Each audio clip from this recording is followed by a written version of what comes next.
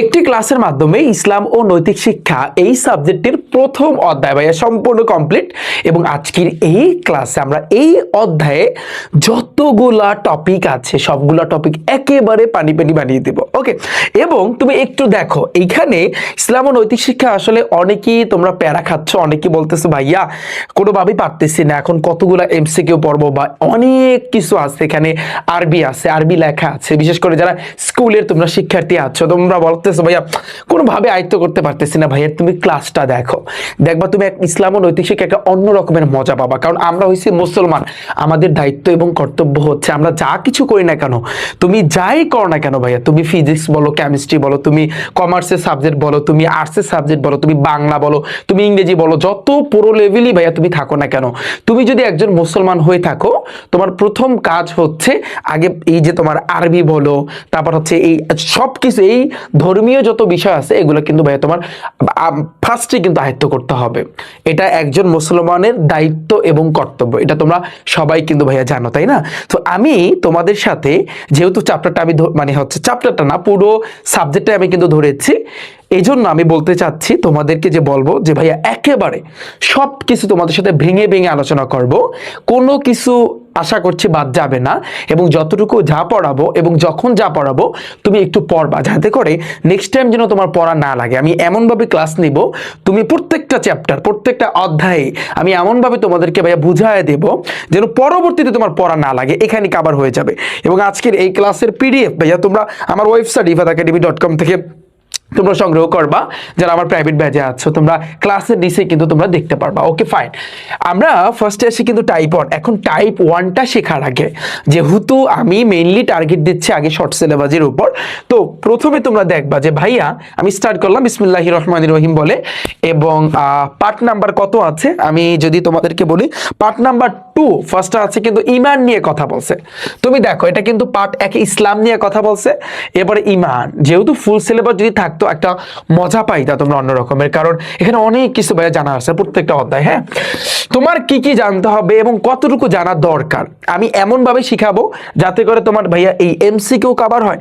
এবং তোমাদের জন্য ভাইয়া দেখো আমি সাজেশন রাখছি, এই যে দেখো যে এই চ্যাপ্টার থেকে কোনগুলা ভাইয়া ইম্পর্টেন্ট, কোনগুলা আসার মতো এবং কোনগুলো তোমার পড়তে হবে সৃজনশীলের জন্য, এগুলো আমি কিন্তু রেখে দিয়েছি। কোনো সমস্যা নাই, আমি প্রত্যেকটা টপিক এমন ভাবে পড়াবো যাতে এমসিকিউ বলো, তোমার সংক্ষিপ্ত প্রশ্ন বলো, তোমার সৃজনশীল বলো, তিনটা জায়গাতেই তোমার জন্য কাজে লাগে। ওকে, তো ফার্স্টে আসি ভাইয়া, তুমি দেখো ঈমান মানে কি, ঈমান মানে কি? হ্যাঁ, তোমার এটা জানতে হবে ঈমান, এই ঈমান কিন্তু একটা আরবি শব্দ, আরবি শব্দ না? তো এই ঈমান দেখো অর্থাৎ আরবিতে কি লেখছে, এই যে আলিফ ইয়া মিম আলিফ তারপর নুন, ঈমান। তো ঈমান শব্দটি কিন্তু আমনুন থেকে মূল ধাতু থেকে নির্গত। অর্থাৎ কেউ যদি বলে যে ঈমান শব্দটা কোথা থেকে আসছে, আমনুন থেকে, অর্থাৎ আমনুন মূল ধাতু থেকে নির্গত হয়েছে বা আমনুন ধাতু থেকে আসছে। বিষয়টা বুঝছো? ঈমান শব্দটি আমনুন থেকে এসেছে, এটা মাথায় রাখবা। ঈমান শব্দটি আমনুন ধাতু থেকে নির্গত, ঈমান শব্দটি আমনুন, আমনুন ঈমান আমনুন থেকে নির্গত। নাম একটু পড়ো, আমি যখন রিপিট করব দেখবা ভাইয়া যখন ফার্স্ট টাইম প্রথম লাইন বোঝায়, তারপর যখন আমি আবার রিপিট করব তখন তোমার বুঝতে হবে যে না ভাইয়া বলতেছে বা ভাইয়া আমাকে বুঝাইতেছে, আমাকে পড়তে হবে। তুমি মনে মনে পড়বা। তাহলে ঈমান শব্দটি কি থেকে নির্গত ভাইয়া? আমনুন থেকে। কি থেকে ভাইয়া? আমনুন থেকে। এর অর্থ কি জানো? ঈমান অর্থ বিশ্বাস করা। এর অর্থ কি? বিশ্বাস করা, আস্থা স্থাপন, তারপর স্বীকৃতি দেওয়া, নির্ভর করা, মেনে নেওয়া। তুমি দেখো কতগুলো অর্থ, প্রত্যেকটা অর্থই তোমার ভাইয়া পড়তে হবে, কারণ এগুলো এমসিকিউতে দিয়ে দেবে। তাহলে ঈমান অর্থ কি ভাইয়া? বিশ্বাস করা, বিশ্বাস করা, বিশ্বাস করা, বিশ্বাস করা, বিশ্বাস করা, আস্থা স্থাপন, আস্থা স্থাপন, আস্থা স্থাপন, স্বীকৃতি দেওয়া, স্বীকৃতি দেওয়া, নির্ভর করা, নির্ভর করা, মেনে নেওয়া, মেনে নেওয়া। পাঁচটা, বিশ্বাস করা, বিশ্বাস করা, আস্থা স্থাপন, স্বীকৃতি দেওয়া, নির্ভর করা, মেনে নেওয়া। এখন তুমি বলো ভাইয়া বিশ্বাস কি? যেমন আমরা আল্লাহ তাআলার উপর বিশ্বাস করি না, আল্লাহ এক। আল্লাহ কয়জন? একজন না? আমরা এটা কি আমাদের মনের ভিতরে কি এটা বিশ্বাস হয় না? এটা আমাদের আস্থা আছে না? আস্থা আছে কিনা? এটা কি আমরা স্বীকৃতি করছি না যে আল্লাহ তাআলা এক? এটা কি আমরা তার উপর নির্ভর করতেছি না যে আল্লাহ তাআলা এক, এবং আমরা মেনে নিছি না জিনিসটা যে আল্লাহ তাআলা এক? তাহলে এটাকেই বলা হয় ভাইয়া ঈমান। ওকে, এবং ইসলামী পরিভাষায় এই শব্দটা বা এটা কিন্তু লেখা হয় যখন তুমি সংজ্ঞা লিখবা। ধরো তোমাকে সংক্ষিপ্ত প্রশ্ন দিয়ে দিবে যে ঈমান কাকে বলে, তখন তুমি কি লিখবা? দেখো মাথায় রাখবা, শরীয়তের যাবতীয় বিধিবিধান অন্তরে বিশ্বাস করা, মুখে স্বীকৃতি দেওয়া এবং তদ অনুযায়ী আমল করাকে ঈমান বলে। তিনটা লাইন সবচেয়ে ইম্পর্টেন্ট, তুমি বুঝতে পারবা। তুমি যদি জ্ঞানী হও, তুমি যদি বুদ্ধিমান হও, তাহলে তোমার এই সকল জিনিস মুখস্থ করা লাগে না। বিষয়টা তোমাকে বুঝাই যে ঈমান কাকে বলে? শরীয়তের যাবতীয় বিধিবিধান। শরীয়ত, আমাদের শরীয়ত আমরা যদি চিন্তা করি আমাদের ইসলামের ক্ষেত্রে, হ্যাঁ, আমাদের বিধিবিধান আছে না? আমাদেরকে বলছে কি 5 ওয়াক্ত নামাজ পড়তে, আমাদেরকে কি বলছে মিথ্যা কথা না বলতে, আমানতের মাল খেয়ানত না করতে, তারপর হচ্ছে যা যা আছে তোমার এই যে ওয়াদা পালন থেকে শুরু করে সবকিছু আমাদের ইসলামে এগুলো কিন্তু আছে না?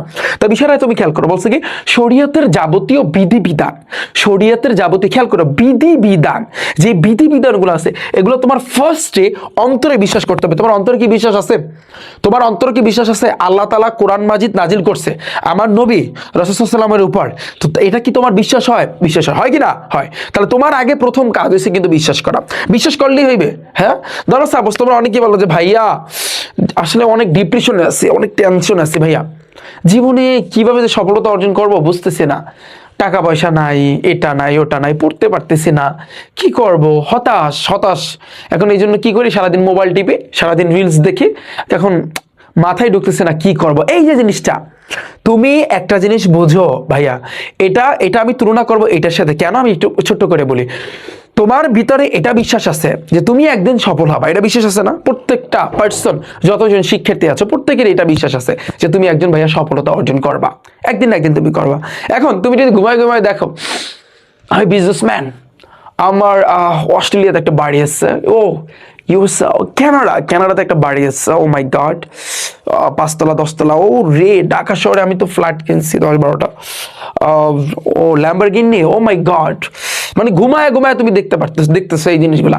এখন তুমি যে ঘুমায় দেখতেছো, বাট তুমি কাজ করতেছো না। তুমি ডেইলি সকালবেলা ঘুম থেকে জাগ্রত হয়েছো, সারাদিন মোবাইল টিপি, সারাদিন তুমি রিলস দেখতেছো, আবার ঘুমায় তুমি দেখতেছো, ও আমি তো এখন ল্যাম্বরগিনিতে চড়ে আমি এখন যাচ্ছি এক জায়গা থেকে আর অন্য জায়গায়, ও মাই গড। তার মানে এটা কি হইলো? তোমার বিশ্বাস আছে, তুমি বিশ্বাস করতেছো যে ভাই আমি একদিন বড়লোক হব এবং পুরো বড়লোক হয়ে যাব, পুরো পৃথিবীর ভিতরে আমি বড়লোক হব, তাই না? আমার এরকম ফ্ল্যাট থাকবে, বাড়ি থাকবে, গাড়ি থাকবে, সব থাকবে। কিন্তু তুমি সেই অনুযায়ী তোমার যে টার্গেট অনুযায়ী তুমি কাজ করতেছো না, তাহলে কি তুমি জীবনে হইতে পারবা না। সেম জিনিসটা তুমি দেখো, তোমার আগে কি করতে হবে? ইসলামের যত বিধিবিধান আছে তোমার আগে বিশ্বাস করতে হবে। বিশ্বাস তুমি করছো, তুমি বলো ভাইয়া আমি বিশ্বাস করছি, তাহলে তুমি 5 ওয়াক্ত নামাজ পড়ো। এই তুমি কি 5 ওয়াক্ত নামাজ পড়ছো ঠিকভাবে? নামাজ পড়ো, এই আনসার দাও। তুমি কি 5 ওয়াক্ত নামাজ পড়ো না? তাহলে লাভ কি? তাহলে তোমার ইমানটা রইল কই? কথা বলছি, দেখো শরীয়তের যাবতীয় বিধিবিধান অন্তরে বিশ্বাস করো, তুমি করছো বিশ্বাস, মুখে স্বীকার করছো হ্যাঁ আল্লাহ তাআলা এক, আমার রাসূল সাল্লাল্লাহু আলাইহি ওয়াসাল্লাম, এই যে রাসূল সাল্লাল্লাহু আলাইহি ওয়াসাল্লামের উপর কোরআন মাজিদ নাজিল হয়েছে, এই হাদিস যা আছে সব আমি বিশ্বাস করি, তুমি মুখে স্বীকার করতেছো, তদ অনুযায়ী আমল করা। বলছি না 3টা জিনিস, তোমাকে 3টা জিনিস তুমি তোমার মাথায় রাখবা ইমানের সংজ্ঞার ক্ষেত্রে, যে ইসলামের শরীয়তের যাবতীয় বিধিবিধান অন্তরে বিশ্বাস করা, মুখে স্বীকার করা এবং সেই অনুযায়ী আমল করা। তুমি কি আমল করো? তুমি কি নামাজ পড়ছো? এই তুমি নামাজ পড়ছো? 5 ওয়াক্ত কি ঠিকভাবে নামাজ পড়ো? তুমি তো সারাদিন মিথ্যা কথার ভিতরে জর্জরিত থাকো, তাহলে তুমি কি মানে তোমার ভিতরে ইমান আছে? নাই, একেবারে কোরস, তোমার মধ্যে ইমান নাই। এক কথায় এক বাক্যা, বুঝো না বিষয়টা? আমার কথা বুঝছো? স্ট্রেট কাট ভাই। 3টা জিনিস, ইমানের সংজ্ঞায় 3টা জিনিস। তোমার ইসলামের শরীয়তের বিধিবিধান কি করতে হবে? অন্তরে আগে ভালোভাবে বিশ্বাস স্থাপন করতে হবে, তারপর মুখে স্বীকার করতে হবে, আর সেই অনুযায়ী আমল করতে হবে। তুমি বলবো আমার ভিতরে 2টা আছে, আমি কোশ্চেন করলাম তোমার ভিতরে কয়টা আছে? তুমি বলবো আমার ভিতরে 2টা আছে, আর একটা নাই। কোনটা? আমি সেই অনুযায়ী আমল করি না। তার মানে কি এই 3টার ভিতরে যদি একটাও বাদ যায়, তোমার মধ্যে ইমান নয়াকারে রশ্মি নাই। বিষয়টা ক্লিয়ার? আমার কথা বুঝছো? তো এই গেল কিন্তু আমাদের ইমান কোত্থেকে আসছে? আমদন থেকে। ইমান অর্থ বিশ্বাস স্থাপন করা, আর তারপর হচ্ছে কিন্তু এই যে আস্থা স্থাপন করা, স্বীকৃতি দেওয়া, নির্ভয় করা, মেনে নেওয়া। আর আমরা কিন্তু সংজ্ঞা জানছি। এখন ইমানের পরিচয় সম্পর্কে আমার নবী রাসূল সাল্লাল্লাহু আলাইহি ওয়াসাল্লাম, শোনো, রাসূল সাল্লাল্লাহু আলাইহি ওয়াসাল্লামের যখন বলা হবে বা রাসূলুল্লাহ তুমি দেখবা, তখন তুমি সাথে সাথে তোমার মুখ থেকে সাল্লাল্লাহু আলাইহি ওয়াসাল্লাম এটা যেন উচ্চারিত হয়, এটা সবসময় উচ্চারণ করবা। কারণ আল্লাহ নবী রাসূল সাল্লাল্লাহু আলাইহি সাল্লামের নাম যখন উচ্চারিত হয়, তুমি যদি সাল্লাল্লাহু আলাইহি সাল্লাম না বলো, তাহলে কিন্তু তুমি গুনাহগার হবা। তোমার এটা বলতে হবে, একটু শিখো। হ্যাঁ, তাহলে দেখো আমার নবী সাল্লাল্লাহু আলাইহি সাল্লাম কি বলছে, যে এই যে দেখো একটা আরবি লেখছে, আন তুমিনা বিল্লাহি ওয়া মালাইকাতিহি ওয়া কুতুবিহি ওয়া রুসুলিহি ওয়াল ইয়াউমিল আখিরি ওয়া তুমিনা বিল কাদারি খায়রিহি ওয়া শাররিহি। এখানে কিন্তু দেখো যে ঈমান মানে ঈমানের সংজ্ঞাটা দিছে যে ইমান কি? আল্লাহ তার ফেরেশতাগণ, দেখো আল্লাহ তার ফেরেশতাকুল, কিতাবসমূহ, রাসূলগণ, পরকাল এবং ভাগ্যের ভালো মন্দের উপর যে তোমার বিশ্বাস স্থাপন করা, এটাকেই বলা হয় কিন্তু ভাইয়া ইমান। আমি এটাকে আরো একটু ক্লিয়ার করি, এটা মুসলিম শরীফের হাদিস। এই যে দেখো পাশে কিন্তু মুসলিম আছে, এই মুসলিম দ্বারা কি বোঝায়? তোমরা কোরআনের কথা শুনছো, কোরআনের প্রত্যেক মানে সবার বাসায় কিন্তু কোরআন মাজিদ আছে না? পড়ো, একটু পড়ার অভ্যাস করবা, এখন থেকে অভ্যাস করবা, হ্যাঁ।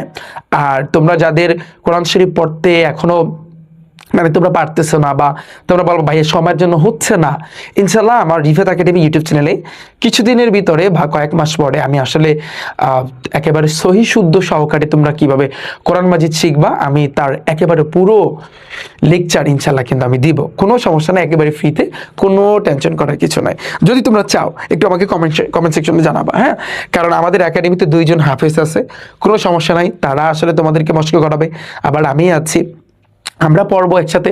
কারণ এগুলো আমাদের লাগে, আমরা যাই করি না কেন দুনিয়া নিয়ে আসলে ব্যস্ত, কিন্তু এই দুনিয়াতে একদিন তো আমরা চলে যাবো, এই দুনিয়াতে তো আমরা আর থাকতে পারবো না, পারবো না, কেউ পারবে না, আমি পারবো না, তুমি পারবে না, একদিন চলে যেতে হবে। তো যাই করি আর না করি, যতই আমরা দুনিয়ার পিছনে দৌড়ে না কেন, এই যে দেখো সফলতা সফলতা সফলতা, চারপাশে তুমি শুনবা যে এ সফল হয়েছে, ও সফল হয়েছে, তুমি মনে মনে চিন্তা করতেছো আমি এখনো হই না কেন? এরকম জাগে না, প্রশ্ন জাগে না ভাই? আমি এত পরিশ্রম করতেছি, রাত জাগতেছি, আমি কেন সফল হই না? সফল হওয়ার জন্য তোমার ধৈর্য ধারণ করতে হবে, এক। আর সবসময় সফলতার পিছনে দৌড়ানোটাও কিন্তু ঠিক না, তোমার আল্লাহ তাআলা কিন্তু তোমাকে পরীক্ষা করতেছে। একটা জিনিস মাথায় রাখবা, এই জিনিসটা সবচেয়ে ইম্পর্টেন্ট, আল্লাহ তাআলা প্রত্যেকটা বান্দাকে তাকে অর্থ সম্পদ দেয়, তাকে টাকা দেয়, তাকে মানে অনেক বড় লোক করে দেয়, কেন জানো? তাকে পরীক্ষা করার জন্য। আবার আল্লাহ তাআলা কিছু কিছু মানুষকে দেখবে একেবারে গরিব, খাবারের মতো পয়সা নাই, না খেয়ে থাকে, তাকেও আল্লাহ তাআলা কি করে? পরীক্ষা করে। আল্লাহ তাআলা আমাদের রোগ ব্যাধি দেয় পরীক্ষা করার জন্য, কেন? যে আমরা তার উপর কতটুকু নির্ভর করে আছি। তুমি ধরো, তুমি বলবা যে ভাইয়া আমি গরিব, আমি আসলে মধ্যবিত্ত, আমি মানে সব জায়গাতেই আসলে দেখি টাকা পয়সা ছাড়া কিছুই হয় না। এটা একটা পরীক্ষা, তোমার আজ নেই কাল হবে, হয়তো কিন্তু তোমার টাইম লাগবে না, এটা মাথায় রাখবা, ঠিক আছে? তো তার উপর বিশ্বাস করতে হবে, এটা 1 নম্বরে। ওকে, তাহলে আমি যেটা বুঝাইতে চাচ্ছি, দেখো যে আকাইদ জীবনে প্রকৃতপক্ষে ইসলামের মূল বিষয়গুলোর প্রতি বিশ্বাসকে বলা ইমান। ইসলামের যে মূল যে বিষয়গুলো না, আমি যদি এক কথা এক বাক্যে বলি, সেটাই হচ্ছে কিন্তু তোমার ইমান, যে বিশ্বাস স্থাপন করাকে ইমান বলে। ইমানের মৌলিক বিষয়গুলোর আল্লাহর বাণী আল কোরআন ও রাসূল সাল্লাল্লাহু আলাইহি সাল্লামের পবিত্র হাদিসে বর্ণনা করা হয়েছে। এইটা সবাই কিন্তু পড়েছো, তাই না? যেমন আমরা জানি ইমানে মুফাসসাল, তোমরা পড়ছো? ইমানে মুফাসসাল কি? আমানতু বিল্লাহি ওয়া মালাইকাতিহি ওয়া কুতুবিহি ওয়া রুসুলিহি ওয়াল ইয়াউমিল আখিরি ওয়াল কদরি খায়রিহি ওয়া শাররিহি মিনাল্লাহি তাআলা ওয়াল বা'সি বাদাল মাউত। এখন দেখো আমানতু অর্থ কি? আমি ঈমান আনলাম, বিল্লাহি আল্লাহর উপর, ও মালাইকাতিহি মানে কি? ফেরেশতাগণের উপর। তোমার যদি বুঝতে অসুবিধা হয় তুমি দেখো, এই যে দেখো আমানতু মানে কি বলো তো? আমি ঈমান আনলাম, খেয়াল করো। বিল্লাহি মানে কি?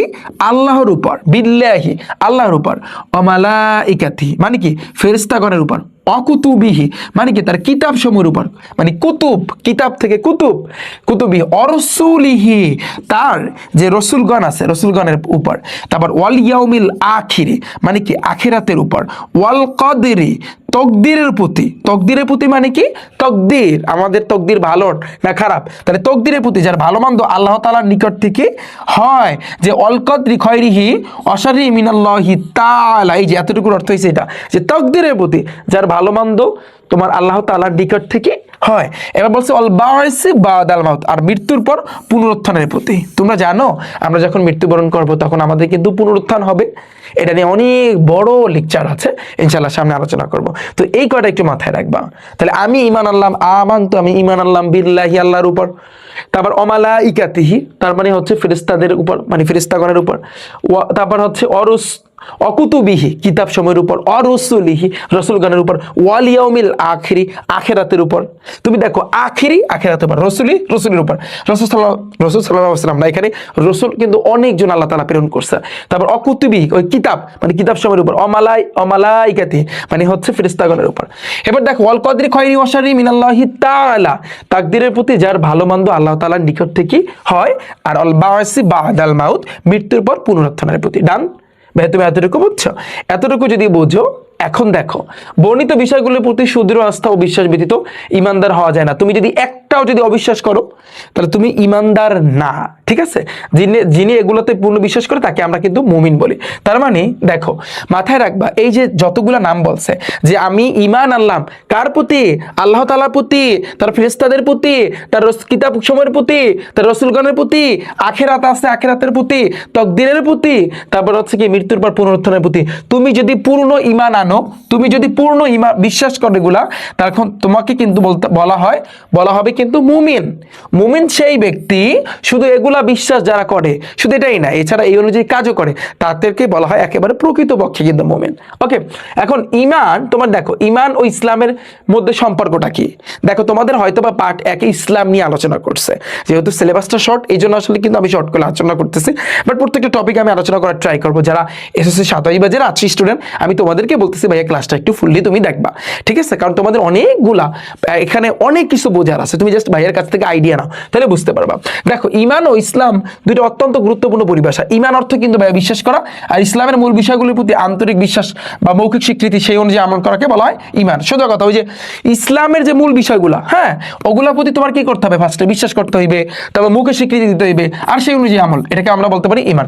অন্যদিকে ইসলাম অর্থ কি? আত্মসমর্পণ করা। ইসলাম কি?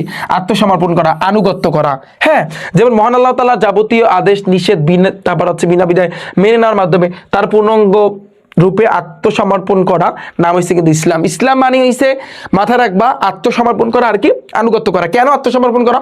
তোমরা অনেকেই কোশ্চেন করবা, ভাইয়া তোমরা শুনছো না বিভিন্ন মাহফিলে যে আসলে একজন হিন্দু মানুষ সে আসলে মুসলমান হয়ে গেছে, তার মানে কি? এটা তারা কি বোঝায়? সে ইসলাম ধর্ম গ্রহণ করছে। আর ইসলাম মানে কি? আত্মসমর্পণ করা। সে আত্মসমর্পণ করছে। কি বলে আত্মসমর্পণ করছে? যে আল্লাহ তাআলা এক এবং আল্লাহ তাআলার প্রতি বিশ্বাস করছে। এটা কি আমরা কিন্তু বলতে পারি ইসলাম। এখন তুমি একটু পড়বা যে ঈমান ও ইসলামের সম্পর্কে, এটা সবচেয়ে ইম্পর্টেন্ট। এটা তোমার সৃজনশীলে অনেক সময় গতে কিন্তু আসে, হ্যাঁ, উদ্দীপকের সাথে তালে তাল মিলিয়ে তোমার কিন্তু এটা অ্যান্সার দিতে হয়। এটা একটু পড়বা। যেমন আমি একটু পড়ি, কারণ পড়তে হবে যে ঈমান ও ইসলামের মধ্যে অত্যন্ত ঘনিষ্ঠ ও অবিচ্ছেদ্য একটা সম্পর্ক আছে। এদের একটি ব্যতীত অন্যটি কল্পনা করা যায় না। তুমি ঈমান ছাড়া, তুমি ইসলাম ছাড়া চলতে পারবে না, আবার তুমি ঈমান ছাড়াও চলতে পারবে না। এদের একটি অপরটির উপর গভীরভাবে নির্ভরশীল। ঈমান ও ইসলামের সম্পর্কে গাছের মূল ও শাখা পোশাকার মতো। মানে ঈমান ও ইসলামের সম্পর্কটা কি জানো? যে গাছের মূল ও শাখা পোশাকা। তুমি চিন্তা করো, একটা গাছের মূল থাকে কোথায়? মাটির নিচে। সেই মূলের মাধ্যমে মূল কি করে? মাটি থেকে কিন্তু পানি গ্রহণ করে, খনিজ লবণ কিন্তু গ্রহণ করে, তারপর কিন্তু একটা কোষ পরস্পর ভেদ করে একেবারে গাছের ডালপালা যত আছে বা পাতা যা আছে সব জায়গায় কিন্তু পাঠায়, যার কারণে কিন্তু গাছটা কিন্তু আস্তে আস্তে কিন্তু বড় হয়ে ওঠে। ঠিক সেম ভাবে ঈমান এবং ইসলামের সম্পর্কটাও কিন্তু এরকম, যে একজন হয়েছে কিন্তু গাছের মূল, আর একজন হয়েছে কিন্তু তোমার গাছের শাখা পোশাকা। ঈমান হলো কিন্তু গাছের শিকড়, এটা মাথায় রাখবা। ঈমান কি? গাছের শিকড়, বা হচ্ছে কিন্তু আমি কিন্তু মূল বলতে পারি। ঈমানটা কি? ঈমান হচ্ছে কিন্তু গাছের শিকড়, একেবারে যেটা মাটির তলে থাকে, যে শিকড়টা বা মূলটা। আর ইসলাম হচ্ছে কিন্তু তার কি? শাখা পোশাকা। মূল না থাকলে জীবনেও শাখা পোশাকা হয় না। মূলই যদি না থাকে, তার মানে কি? ঈমান যদি না থাকে, তাহলে তোমার যতই তুমি ইসলামে থাকুক না কেন, বিষয়টা খেয়াল করো, এই লাইনটা যে কতটা ইম্পর্টেন্ট ভাইয়া, তুমি আসলে বুঝতেছো না। কিভাবে বুঝবা? তুমি দেখো, বলছে কি মূল যদি না থাকে, একটা গাছের গোড়াই যদি ভাই না থাকে, ওই শাখা পোশাকে দিয়ে লাভ আছে কোনো? তাহলে এখানে কিন্তু গোড়াটাকে বলছে ঈমান, আর শাখা পোশাকা বলছে ইসলাম। ভাই তোমার যদি ঈমানই না থাকে, তুমি ইসলাম দিয়ে কি করবা? তোমার ঈমান নাই মানে কি? ঈমান মানে কি? তুমি যেভাবে বিশ্বাস করছো, মুখে স্বীকৃতি দিছো, সেই অনুযায়ী আমল করছো, তুমি নামাজ পড়ছো, তার মানে কি? তুমি যে সারাদিন যদি বলো ভাইয়া আমি ছোটবেলায় মানে আমাকে মুসলমানি করাইছে, হ্যাঁ, বলবা না তোমরা? অনেকে বলবা। আচ্ছা যাই হোক, আমি ওদিকে যাবো না, যে আমি এখন মুসলমান। এটা কি নামের মুসলমান ভাই, কামের মুসলমান না। এতে কোনো লাভ নেই, বিষয়টা বুঝছো? এটাই, আর কিছু না। আর এই শাখা পোশাকা না থাকলে মূল বা শিকড় মূল্যহীন। এই যে দেখো, শাখা পোশাকা যদি নাই থাকে, তাহলে সেই ক্ষেত্রে মূল বা শিকড় কি ভাইয়া? মূল্যহীন। তদ্রূপ ঈমান ও ইসলাম একটি অন্যতির পূর্ণাঙ্গ হয় না। ঈমান মানুষের অন্তরে আল্লাহর প্রতি বিশ্বাস, অনুরাগ, সন্তুষ্টি লাভের বাসনা সৃষ্টি করে, আর তাতে ইবাদত, আনুগত্য, এগুলো একটু পড়বা। এবং এখানে আর ইসলাম বাহ্যিক আচার আচরণ কার্যাবলীর সাথে সম্পৃক্ত। শোনো, ইসলাম কিসের সাথে সম্পর্কিত জানো? বাহ্যিক আচার আচরণ ও কার্যাবলীর সাথে সম্পৃক্ত। যেমন আল্লাহ, রসুল, ফেরেশতা ইত্যাদি বিষয়ের প্রতি বিশ্বাস স্থাপন করা হচ্ছে ঈমান, হ্যাঁ। আর হচ্ছে যে সালাত, যাকাত, হজ, এগুলো বিষয় পালন করা হয়েছে কিন্তু তোমার ইসলাম। তো প্রকৃতপক্ষে ঈমান ও ইসলাম একটি অপরটির পরিপূরক। দুনিয়া এবং আখিরাতে সফলতা লাভের জন্য ঈমান ও ইসলাম উভয়টি কিন্তু বাস্তবায়ন করতে হবে। আচ্ছা, এখন দেখো ঈমানের 7টি মূল বিষয়, সবচেয়ে ইম্পর্টেন্ট। ঈমান অর্থ কি? বিশ্বাস। এখন 7টি মূল বিষয় কি? প্রথমে হচ্ছে আল্লাহ তাআলার প্রতি বিশ্বাস, এই যে এটা সম্পর্কে একটু পড়বা যে ইমানের সর্বপ্রথম ও সর্বপ্রধান বিষয় কি ভাইয়া? আল্লাহ তাআলার প্রতি বিশ্বাস। এটা একেবারে মাথায় রাখবা। আল্লাহ তাআলা এক ও অদ্বিতীয়। আল্লাহ তাআলা কি? এক ও অদ্বিতীয়। পড়ো, তিনি ব্যতীত কোনো ইলাহ বা মাবুদ নেই, তিনি সকল কিছু সৃষ্টিকর্তা, পালনকর্তা, রক্ষাকর্তা। আল্লাহ তাআলাকে কি বলা হয়? তুমি সৃষ্টিকর্তা বলতে পারো, পালনকর্তা বলতে পারো, রক্ষাকর্তা বলতে পারো। হ্যাঁ, তারপর এটা নিয়ে কথা বলছে। নেক্সট আসে ফেরেশতাগণের প্রতি বিশ্বাস। তুমি কি জানো তোমার দুই কাঁধে দুইটা ফেরেশতা আছে? এটা কি তুমি জানো? তোমার যখন মৃত্যু হবে, আমার যখন মৃত্যু হবে, যখন আমাদেরকে কবরে রাখা হবে, তখন দুইজন ফেরেশতা আসবে। তুমি কি এটা জানো? হ্যাঁ, জানো? আচ্ছা, তো এই দেখো ফেরেশতাগণের প্রতি তোমার বিশ্বাস করতে হবে। তুমি দেখতেছো না, বাট তারা কিন্তু দেখতেছে। তুমি যেখানে বসে পড়তেছো, তোমার দুই পাশে দুইজন ফেরেশতা কিন্তু বসা আছে। তুমি কি এটা জানো? হ্যাঁ, তুমি বলবো ভাইয়া এই তো ভয় ঢুকাই দিলেন, আমি তো রাত জায়গায় অনেক পড়ি, এখন তো আপনি আমাদেরকে ভয় ঢুকাই দিলেন। না ভাইয়া, ভয় না, ভয় না। তোমরা এটাও তো শুনছো ভাইয়া যে তুমি যদি ভালো কাজ করো তাহলে তোমার ডান কাঁধের যে ফেরেশতা আছে তোমার ভালো কাজটা লেখে, তুমি যদি খারাপ কাজ করো তোমার বাম কাঁধের যে ফেরেশতা আছে সে কিন্তু লেখে। তুমি এটা আসলে বলতে বাধ্য, তুমি যে গোপনে গোপনে যত গুনাহ করতেছো, তুমি যাই করো না কেন, এই যে একটা রুম আটকে বা লাইট বন্ধ করে যাই করো না কেন, তুমি সব কিন্তু আমরা না দেখতে পারলেও ওই যে তোমার দুই কাঁধে যে দুইজন ফেরেশতা আছে তারা কিন্তু দেখে। হ্যাঁ, তাদের কাছে কিন্তু হিসাব আছে। তো এই হিসাব এগুলো মাথায় রাখবা। শোনো, ফেরেশতাগণ, এই ফেরেশতারা ডাকে, ফেরেশতাগণের প্রতি বিশ্বাস। ফেরেশতাগণ হলো মহান আল্লাহ তাআলা এক বিশেষ সৃষ্টি, তারা নূরের তৈরি। তাহলে এখানে কোশ্চেন আসবে, ফেরেশতা কিসের তৈরি? নূরের তৈরি। ফেরেশতা কিসের তৈরি ভাইয়া? নূরের তৈরি। তারা সবসময় আল্লাহ তাআলার ইবাদত ও হুকুম পালনে নিয়োজিত থাকে। তাদের সংখ্যা অগণিত, এর কোনো হিসাব নাই। তারা নারীও নন, পুরুষও নন, তারা কিন্তু নারী পুরুষ কিচ্ছু না। তারা কিন্তু পানাহার ও জৈবিক চাহিদা থেকে মুক্ত। তাদের প্রতি এরূপ বিশ্বাস রাখা ইমানের অন্তর্ভুক্ত। অর্থাৎ তারা খায়ও না। এটা বলছে না, পানাহার বলো ও জৈবিক যে চাহিদা আছে এগুলো মুক্ত, কারণ তারা নারীও না, পুরুষও না। এটা একটু মাথায় রাখবা, গেল আমাদের এটা। আসমানি কিতাবের সময়ের প্রতি বিশ্বাস। তুমি জানো আসমানি কিতাব সমূহ তার আল্লাহ তাআলা বাণী, তাই না? এগুলোর মাধ্যমে আল্লাহ তাআলা মানুষকে নিজ পরিচয় প্রদান করেছেন, নানা ধরনের আদেশ নিষেধ করছেন, বিধিবিধান, সুসংবাদ, সতর্কী বার্তা। তুমি জানো যে কিয়ামত একদিন হবে, হবে না? তুমি যদি মুসলমান হয়ে থাকো তোমার এটা অন্তরে আছে না? আছে। এবং এটা নিয়ে কিন্তু আগে থেকে আল্লাহ তাআলা বার্তা দিচ্ছে, এগুলো তুমি জানো। তুমি কোরআন পড়ো, অনেক কিছু কিন্তু তুমি জানতে পারবা। তো এগুলোর মাধ্যমে আল্লাহ তাআলা তার রাসূলগণের নিকট এসব কিতাব পাঠিয়েছেন। দুনিয়াতে সর্বমোট, শোনো, দুনিয়াতে সর্বমোট 104 খানা আসমানি কিতাব নাজিল করা হয়েছে। কয়খানা ভাইয়া? 104 খানা। কয়খানা? মুখস্থ করো যে কয়খানা আসমানি কিতাব নাজিল করা হয়েছে? 104 খানা। কয়খানা ভাইয়া? 104 খানা। আমার গলায় আসলে একটু সমস্যা, তো আমি চা খেয়ে নিচ্ছি। 104 খানা। কয়খানা ভাইয়া? 104 খানা। নবী রাসূলগণের প্রতি বিশ্বাস।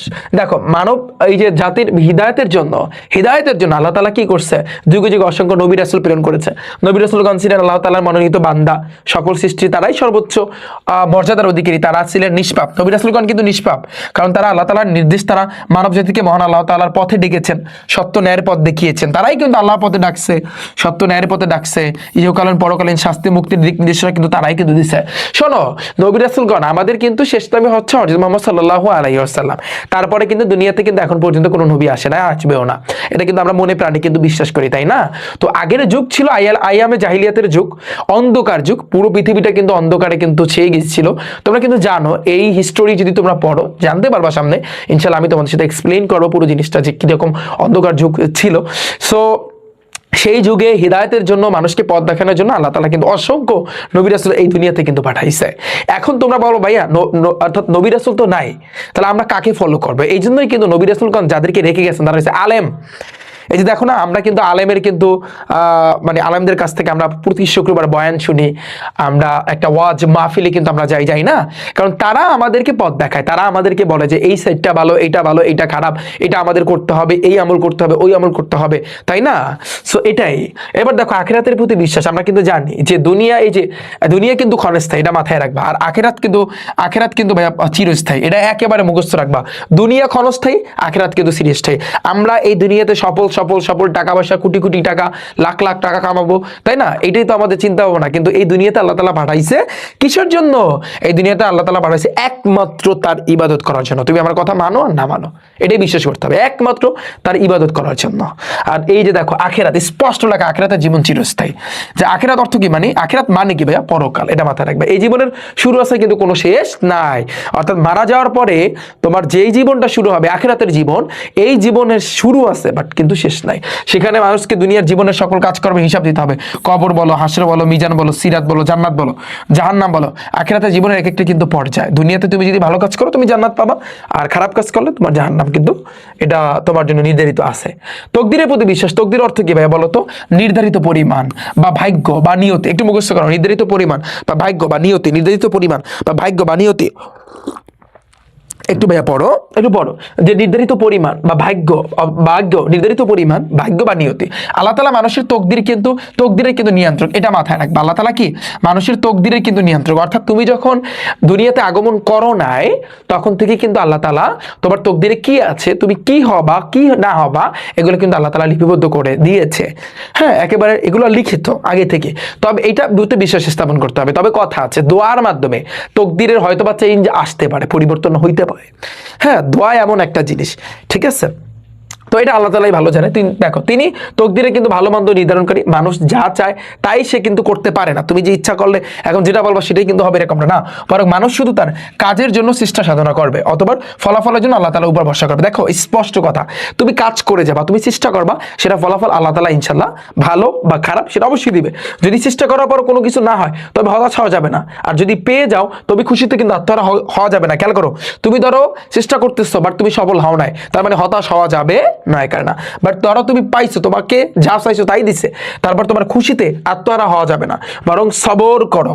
এই শব্দটা সবচেয়ে ইম্পর্টেন্ট। ধৈর্য ধারণ করবে এবং শুকর করবে। শুকর মানে কি? আল্লাহ তাআলার প্রতি কৃতজ্ঞতা স্বীকার করবে। আল্লাহ আমাকে এই পর্যায়ে আপনি নিয়ে আসছেন, এটা আমি বলি না। এই জন্য একটা শব্দ আছে আলহামদুলিল্লাহ। আলহামদুলিল্লাহ শব্দটা কিন্তু তোমার ব্যবহার করতে হবে। এটা হয় কি, যে তুমি ধরো কোনো একটা কাজ সুষ্ঠুভাবে সফলভাবে তোমার হইছে, বা তুমি একটা জায়গায় পৌঁছেছো ভালোভাবে, তোমার কোনো বিপদ হয় না, আলহামদুলিল্লাহ বলতে পারো না? তারপর আছে খাবার শেষে আলহামদুলিল্লাহ। প্রত্যেকটা কাজের শেষে আলহামদুলিল্লাহ বলাটা কি, এটা কি আহামরি কিছু? হ্যাঁ, তো এটা বললে আল্লাহ তাআলা খুশি হয়, এবং এই আলহামদুলিল্লাহ শব্দ দ্বারাই কিন্তু বোঝায় যে না, আমরা তারা আল্লাহ তাআলার প্রতি শুকরিয়া আদায় করছি। ঠিক আছে? আর তকদিরে ভালো মন্দ একমাত্র আল্লাহ তাআলার হাতে, মনে প্রাণে এরকম কিন্তু বিশ্বাস স্থাপন করা গুরুত্বপূর্ণ বিষয় না। আমি যতটুকু তোমাদেরকে পড়াই এতটুকু একটু খেয়াল করবা এবং একটু আমার সাথে পড়বা। যেই লাইনগুলো আমি দাগাই এগুলো তোমার বারবার পড়তে হবে, আর কিছু লাগবে না। পড়তে থাকো। মৃত্যুর পর পুনরুত্থানের বিশ্বাস। তুমি জানো মৃত্যুর সাথে সাথে মানুষের কিন্তু জীবন শেষ হয়ে যায় না। হ্যাঁ, মানব জীবনে কিন্তু দুই ভাগে বিভক্ত। মানুষের জীবনটা কিন্তু দুইটা ভাগ আছে ভাইয়া, ইহকাল এবং পরকাল। এটা মাথায় রাখবা। ইহকাল আছে আর পরকাল আছে। ইহকাল এবং পরকাল। ইহকাল কোনটাকে বলে? এই যে এখন আমরা যে জীবনটা কিন্তু অতিবাহিত করতেছি, এটা হচ্ছে কিন্তু ইহকাল। আমরা যখন মারা যাব তারপরে যে জীবনটা স্টার্ট হবে সেটা হচ্ছে কিন্তু পরকাল। তো ইহকাল হলে কি ভাইয়া? দুনিয়ার জীবন। যদি কোশ্চেন আসতেই পারে যে ইহকাল মানে কি? দুনিয়ার জীবন। ইহকাল মানে কি ভাইয়া? দুনিয়ার জীবন। ইহকাল মানে কি? দুনিয়ার জীবন। ইহকাল মানে কি? দুনিয়ার জীবন। দেখো, আর পরকাল মানে কি? মৃত্যুর পরবর্তী জীবন। পরকাল মানে মৃত্যু পরবর্তী জীবন। আল্লাহ তাআলা মানুষকে দেখো মৃত্যুর পর আবার জীবিত করবেন। সে সময় কিন্তু সকল মানুষ হাসরের ময়দানে একত্রিত হবে। তুমি জানো আমরা যখন মারা যাব, আমাদের ধরো হচ্ছে কাজ অনুযায়ী, আমরা যদি খারাপ কাজ করি সেই অনুযায়ী আমাদেরকে কিন্তু মানে হচ্ছে আল্লাহ তাআলা হয় জান্নাত, না হয় কিন্তু জাহান্নাম দিবে। খারাপ কাজ করলে তো এমনিতে জাহান্নাম দিবে। কিন্তু একটা পর্যায়ে আমরা কিন্তু সবাই, হাসরের মাঠ হবে বিশাল ময়দান, পুরো পৃথিবীটা। তো এই মাঠে তোমার কি করবে? এখানে সবাইকে, যত মানুষ মারা গেছে বা সবাইকে একত্রিত করবে, এবং আল্লাহ তাআলা সেদিন একজন বিচারক হিসাবে সকল মানুষের কাজের হিসাব নেবে। অথবা মানুষকে তার ভালো কাজের জন্য পুরস্কার হিসাবে জান্নাত, যদি ভালো কাজ করে তাহলে জান্নাত, আর মন্দ কাজের জন্য তোমার জাহান্নামে কিন্তু প্রবেশ করানো হবে। সুতরাং মৃত্যুর পর আমরা সবাই পুনরায় কিন্তু জীবিত হবে। মৃত্যুর পর, সুতরাং মাথায় রাখবা যে মৃত্যুর পরে, এটা মাথায় রাখবা, মৃত্যুর পরে আমরা কিন্তু সবাই পুনরায় কিন্তু জীবিত হব। এই বিশ্বাস রাখা কিন্তু ঈমানের অপরিহার্য কিন্তু বিষয়। তুমি কি জানো মানুষ যখন মৃত্যুবরণ করে তখন মারা যাওয়ার পর আমরা কি করি? আমরা যারা মুসলমান আছে আমরা সবাই তাকে কবর দেই, তাই না?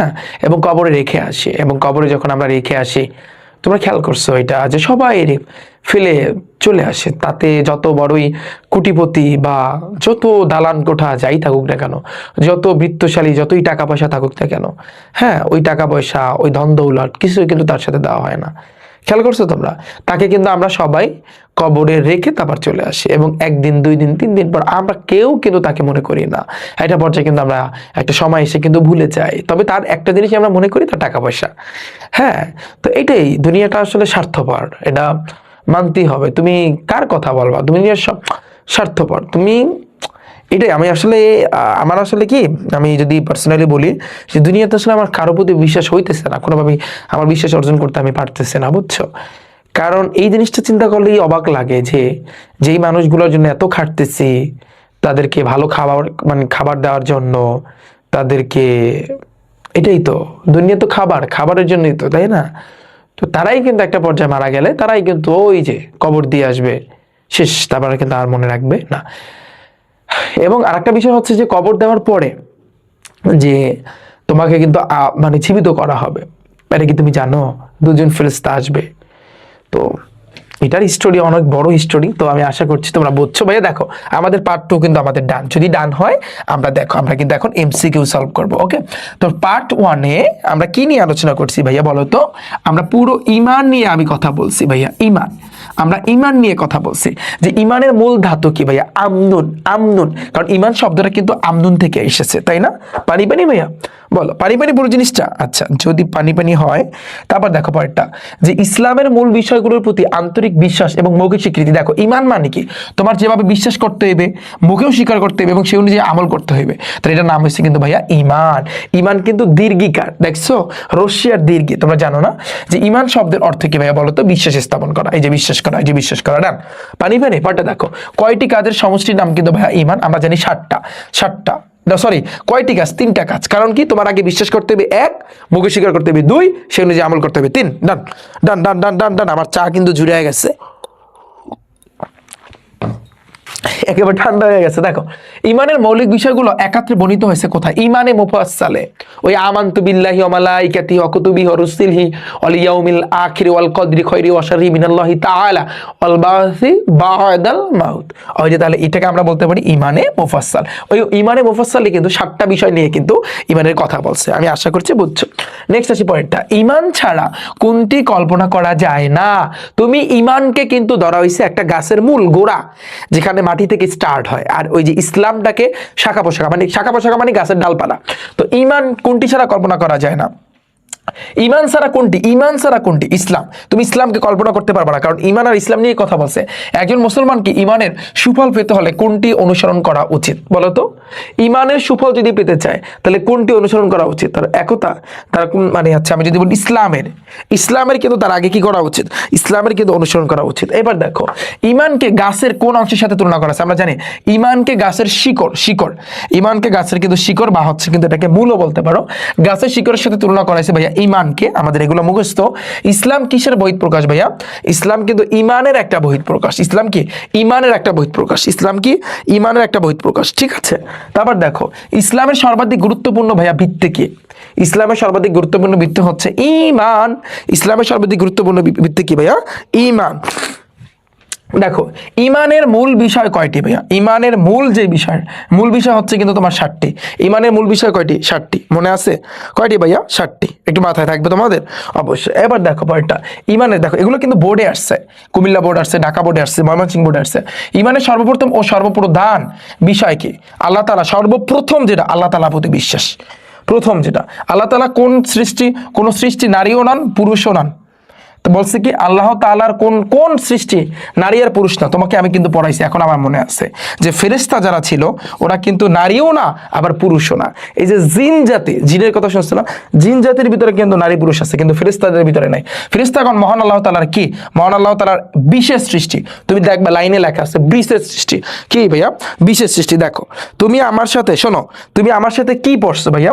তোমার বইটাকে কিন্তু আমি পড়াইছি। এখানে আমি তোমার বইটা কি পড়াইছি? বইটাকে এমন ভাবে পড়াইছি, দেখো এখন প্রত্যেকটা লাইনে তুমি এমসিকিউ পারতেছো। এটার নামই ভাইয়া খেলা, এটাকে বলা হয় টাইপ আকারে খেলা। আমরা টাইপ আকারে কিন্তু খেলতেছি। ওকে, পাটে দেখো, রাসূল সাল্লাল্লাহু আলাইহি সাল্লামকে বিশ্বাস করা কি? ঈমানের একটা দাবি, রাইট? তবে বিশ্বাস না করলে তোমার ঈমানই থাকবে না। কোনো ব্যক্তি যদি সৎ কাজ করে তাহলে তার প্রাপ্তি কি? সে অবশ্যই পরকালে জান্নাতে যাবে। পরকাল, ইহকাল মানে দুনিয়ার জীবন, আর পরকাল মানে কিন্তু আখিরাতের জীবন, মৃত্যুর পরবর্তী জীবন। একটু মাথায় রাখবা। ইসলাম হলো কি বলতো? গাছের শিকড়ের নাই, ইসলাম কি গাছের শিকড়?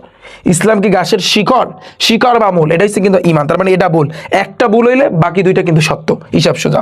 এটা দেখো, শাখা পোশাকার নাই, রাইট? বাহ্যিক আচার আচরণ, হ্যাঁ, ইসলাম কিন্তু বাহ্যিক আচার আচরণের ক্ষেত্রে প্রযোজ্য।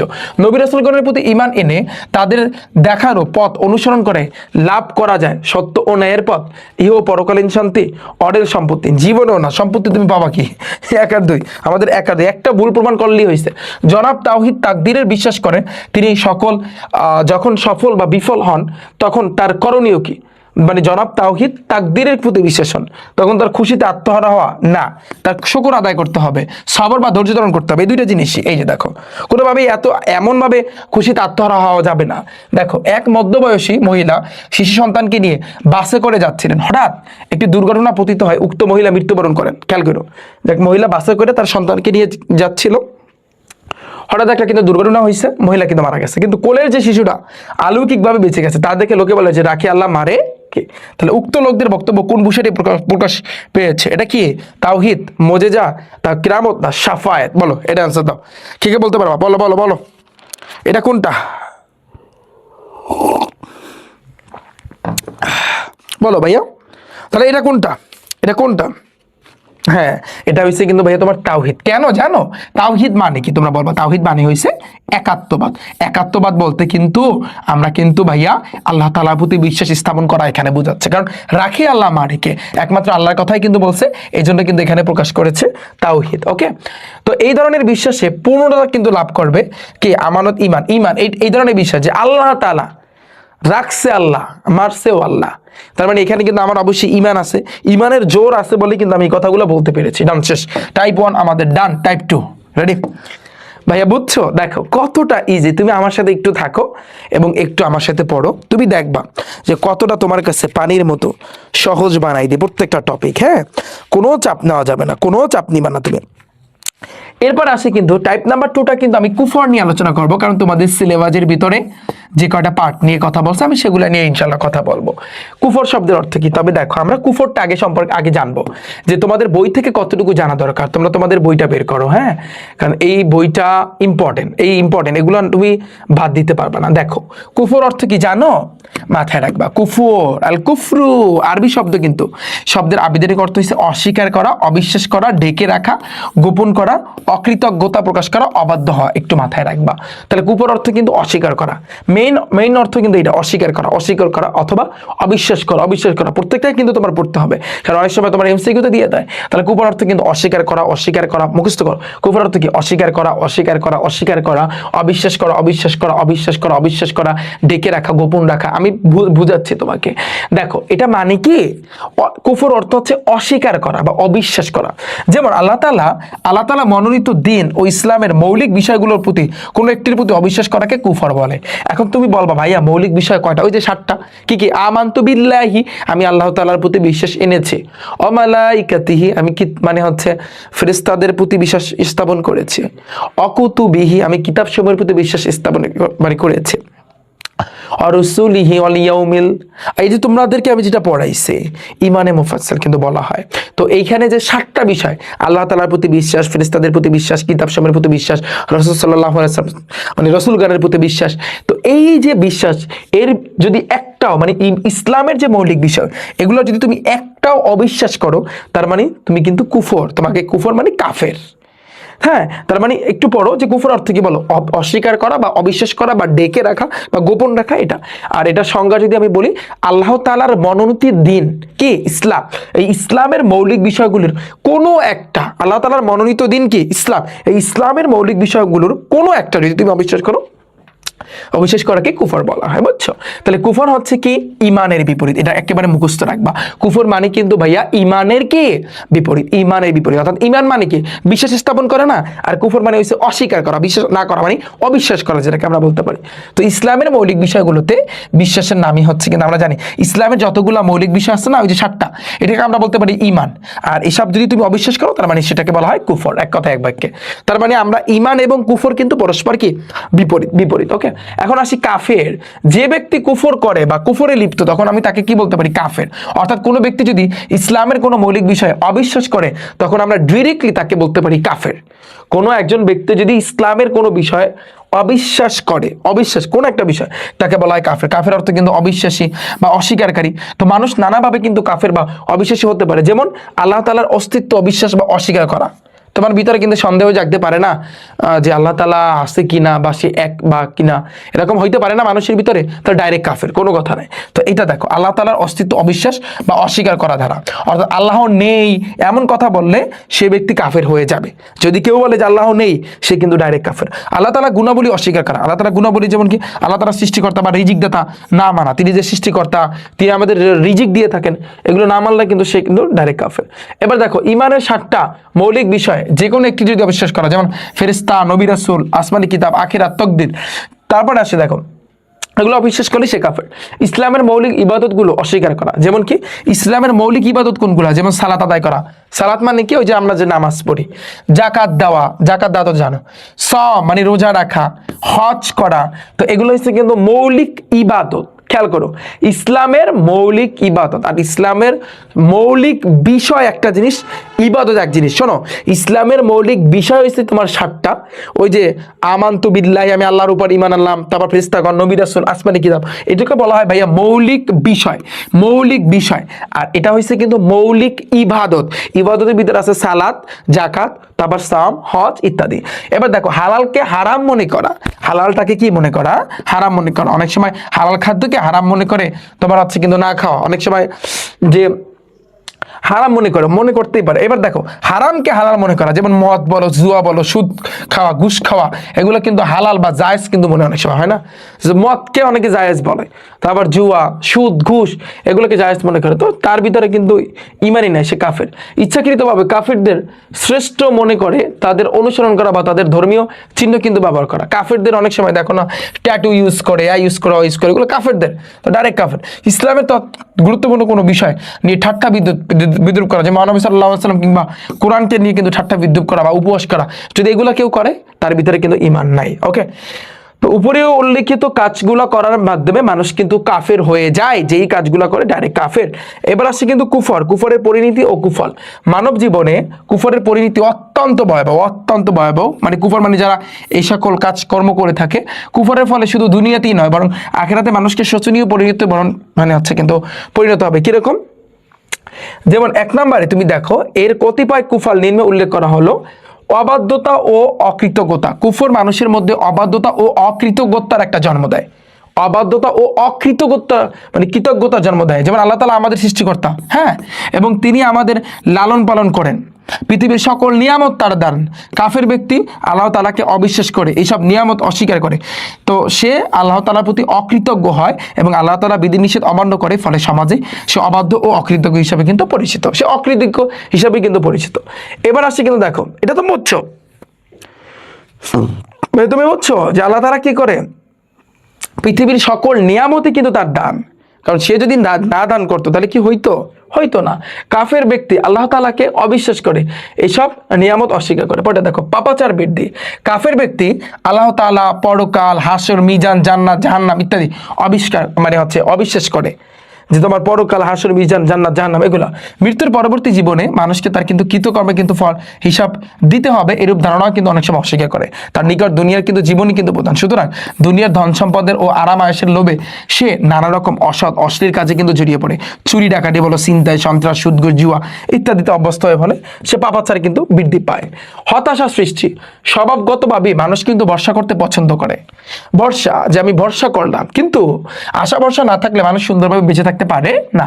কাফের ব্যক্তি আল্লাহ তাআলা ও তকদিরে কিন্তু অবিশ্বাস করে, সে কিন্তু অবিশ্বাস করে যে আল্লাহ তাআলা অবিশ্বাস করে, তকদিরের প্রতি অবিশ্বাস করে, ফলে সে যে কোনো বিপদে আপদে ধৈর্য কিন্তু হারা হয়ে পড়ে। মহান আল্লাহ তাআলার উপর ভরসা করে ধৈর্য ধারণ করতে পারে না।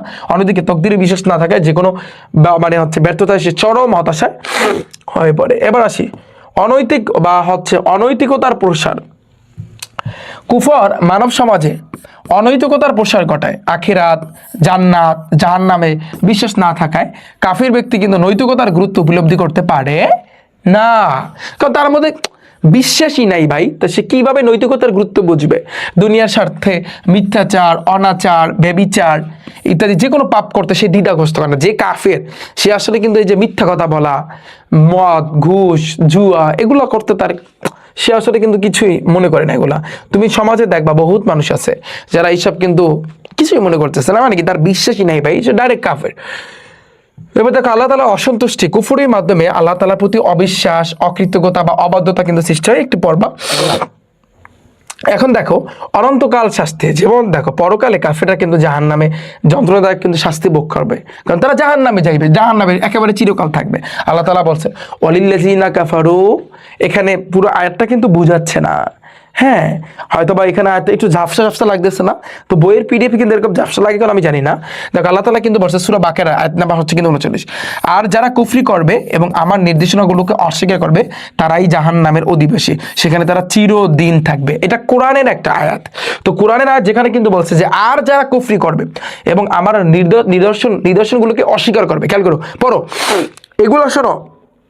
তুমি যদি সৃজনশীল কোনোভাবে, অনেকে বলে যে ভাইয়া ইসলাম শিক্ষা ফুল মার্ক পাওয়ার টেকনিক বলেন, টেকনিকের ভিতরে আমি বলবো যে গহতে তুমি যদি কোনোভাবে একটা কোরআনের আয়াত লিখে দিতে পারো বা এটার অর্থ কিন্তু লিখে দিতে পারো এবং এটা কোথায় আসছে এটা যদি তুমি কোনোভাবে লিখে দিতে পারো, এবার অর্থ সব বানিয়ে রাখবা, একেবারে ফুল মার্ক। কোরআনের আয়াত দিতে পারলে আর অর্থ দিতে পারলে ফুল মার্ক, তাতে কোনো ভুল নাই। একটা হাদিস লাগাই দিতে পারলে কোনো কথা নাই, তোমাকে ফুল মার্ক দেবে। তাহলে দেখো কোরআনের আয়াতটা কি, আর যারা কুফরি স্থাপন বা কুফরি করবে এবং আমার নিদর্শনগুলোকে কি করবে, অস্বীকার করবে, তারাই কিন্তু জাহান্নামের অধিবাসী, সেখানে তারা চিরকাল কিন্তু থাকবে। কুফর একটা মারাত্মক পাপ, সুতরাং এ থেকে সকলের কিন্তু বেঁচে থাকা উচিত। শেষ, আমাদের রিডিং পড়া কিন্তু ভাইয়া ডান, বুঝছো ভাইয়া তুমি? এখন আসি টাইপ 2-তে। আমরা এখন এই এমসিকিউ গুলো, অর্থাৎ আমরা এতক্ষণ পর্যন্ত যা পড়েছি দেখবা সবগুলাই কিন্তু এখানে আসছে, তুমি দেখবা। দেখো বলছে কি কুফর শব্দের অর্থ কি, এটাকে আমরা কিন্তু বলতে পারি কি যে আবৃত করা। কুফর অর্থ কিন্তু আবৃত করা, গোপন রাখা, অস্বীকার করা, অবিশ্বাস করা, তো আবৃত রাখা। পড়ছে, কমন পড়ছে, পড়ে দেখো। করিম ইসলামের কিছু অংশ পালন করে আর কিছু অংশ অবিশ্বাস করে, তাহলে এটা কি ভাই? এটা একটা ডাইরেক্ট কিন্তু কুফর। কিছু অংশ পালন করা, কিছু অংশ না পালন করা, ডাইরেক্ট কাফেরও। যে ব্যক্তি কুফরে লিপ্ত তাকে আমরা কিন্তু বলতে পারি ভাইয়া কাফের। কি বলতে পারি? কাফের বলতে পারি। জাহির একজন ধনী লোক, সে মাঝে মাঝে সালাত সাওম পালন করে কিন্তু হজ পালন করাকে সে অস্বীকার করে, তাহলে এটাকে আমরা বলতে পারি ডাইরেক্ট কাফের, কারণ সে কুফরি করছে। এই যে কিছু কিছু বিশ্বাস করবো, কিছু বিশ্বাস করবো না, ডাইরেক্ট কিন্তু কাফের। কোন ব্যক্তি কাফের অন্তর্ভুক্ত, কোন ব্যক্তি কাফের অন্তর্ভুক্ত? যে আল্লাহ তাআলাকে অস্বীকার করে, যে সর্বদা মিথ্যা বলে, যে মানুষ কিন্তু খুন করে, যে ঘুষ প্রদান করে, যে আল্লাহ তাআলাকে অস্বীকার করে। এটাই আমাদের অ্যান্সার, এটাই বড়। যে আল্লাহ তাআলাকে অস্বীকার করবে ডাইরেক্ট হচ্ছে কিন্তু সে কাফের। রতন ইসলামের মূল বিষয় বিশ্বাস করে না, তাহলে ইসলামের মূল বিষয় যদি বিশ্বাস না করে সে ডাইরেক্ট কাফের, সে ডাইরেক্ট কাফের। কুফর শব্দের বিপরীত কি ভাইয়া? ঈমান, কারণ কুফর অর্থ হচ্ছে কিন্তু অবিশ্বাস করা আর ঈমান অর্থ কিন্তু বিশ্বাস করা, এই জন্য এটা কিন্তু বিপরীত। মানুষ কয়ভাবে কাফের বা অবিশ্বাসী কিন্তু হতে পারে বলতো? মানুষ কয়ভাবে কাফের বা অবিশ্বাসী হইতে পারে, কে কে বলতে পারবা? এটা মাথায় রাখবা, 8 ভাবে। কয়ভাবে ভাইয়া? 8 ভাবে কাফের বা অবিশ্বাসী কিন্তু হতে পারে। তুমি বলো ভাইয়া এই 8 ভাবে কই পাইলেন? এখানে দেখো, তুমি হিসাব করো তাহলে তুমি বুঝতে পারবা।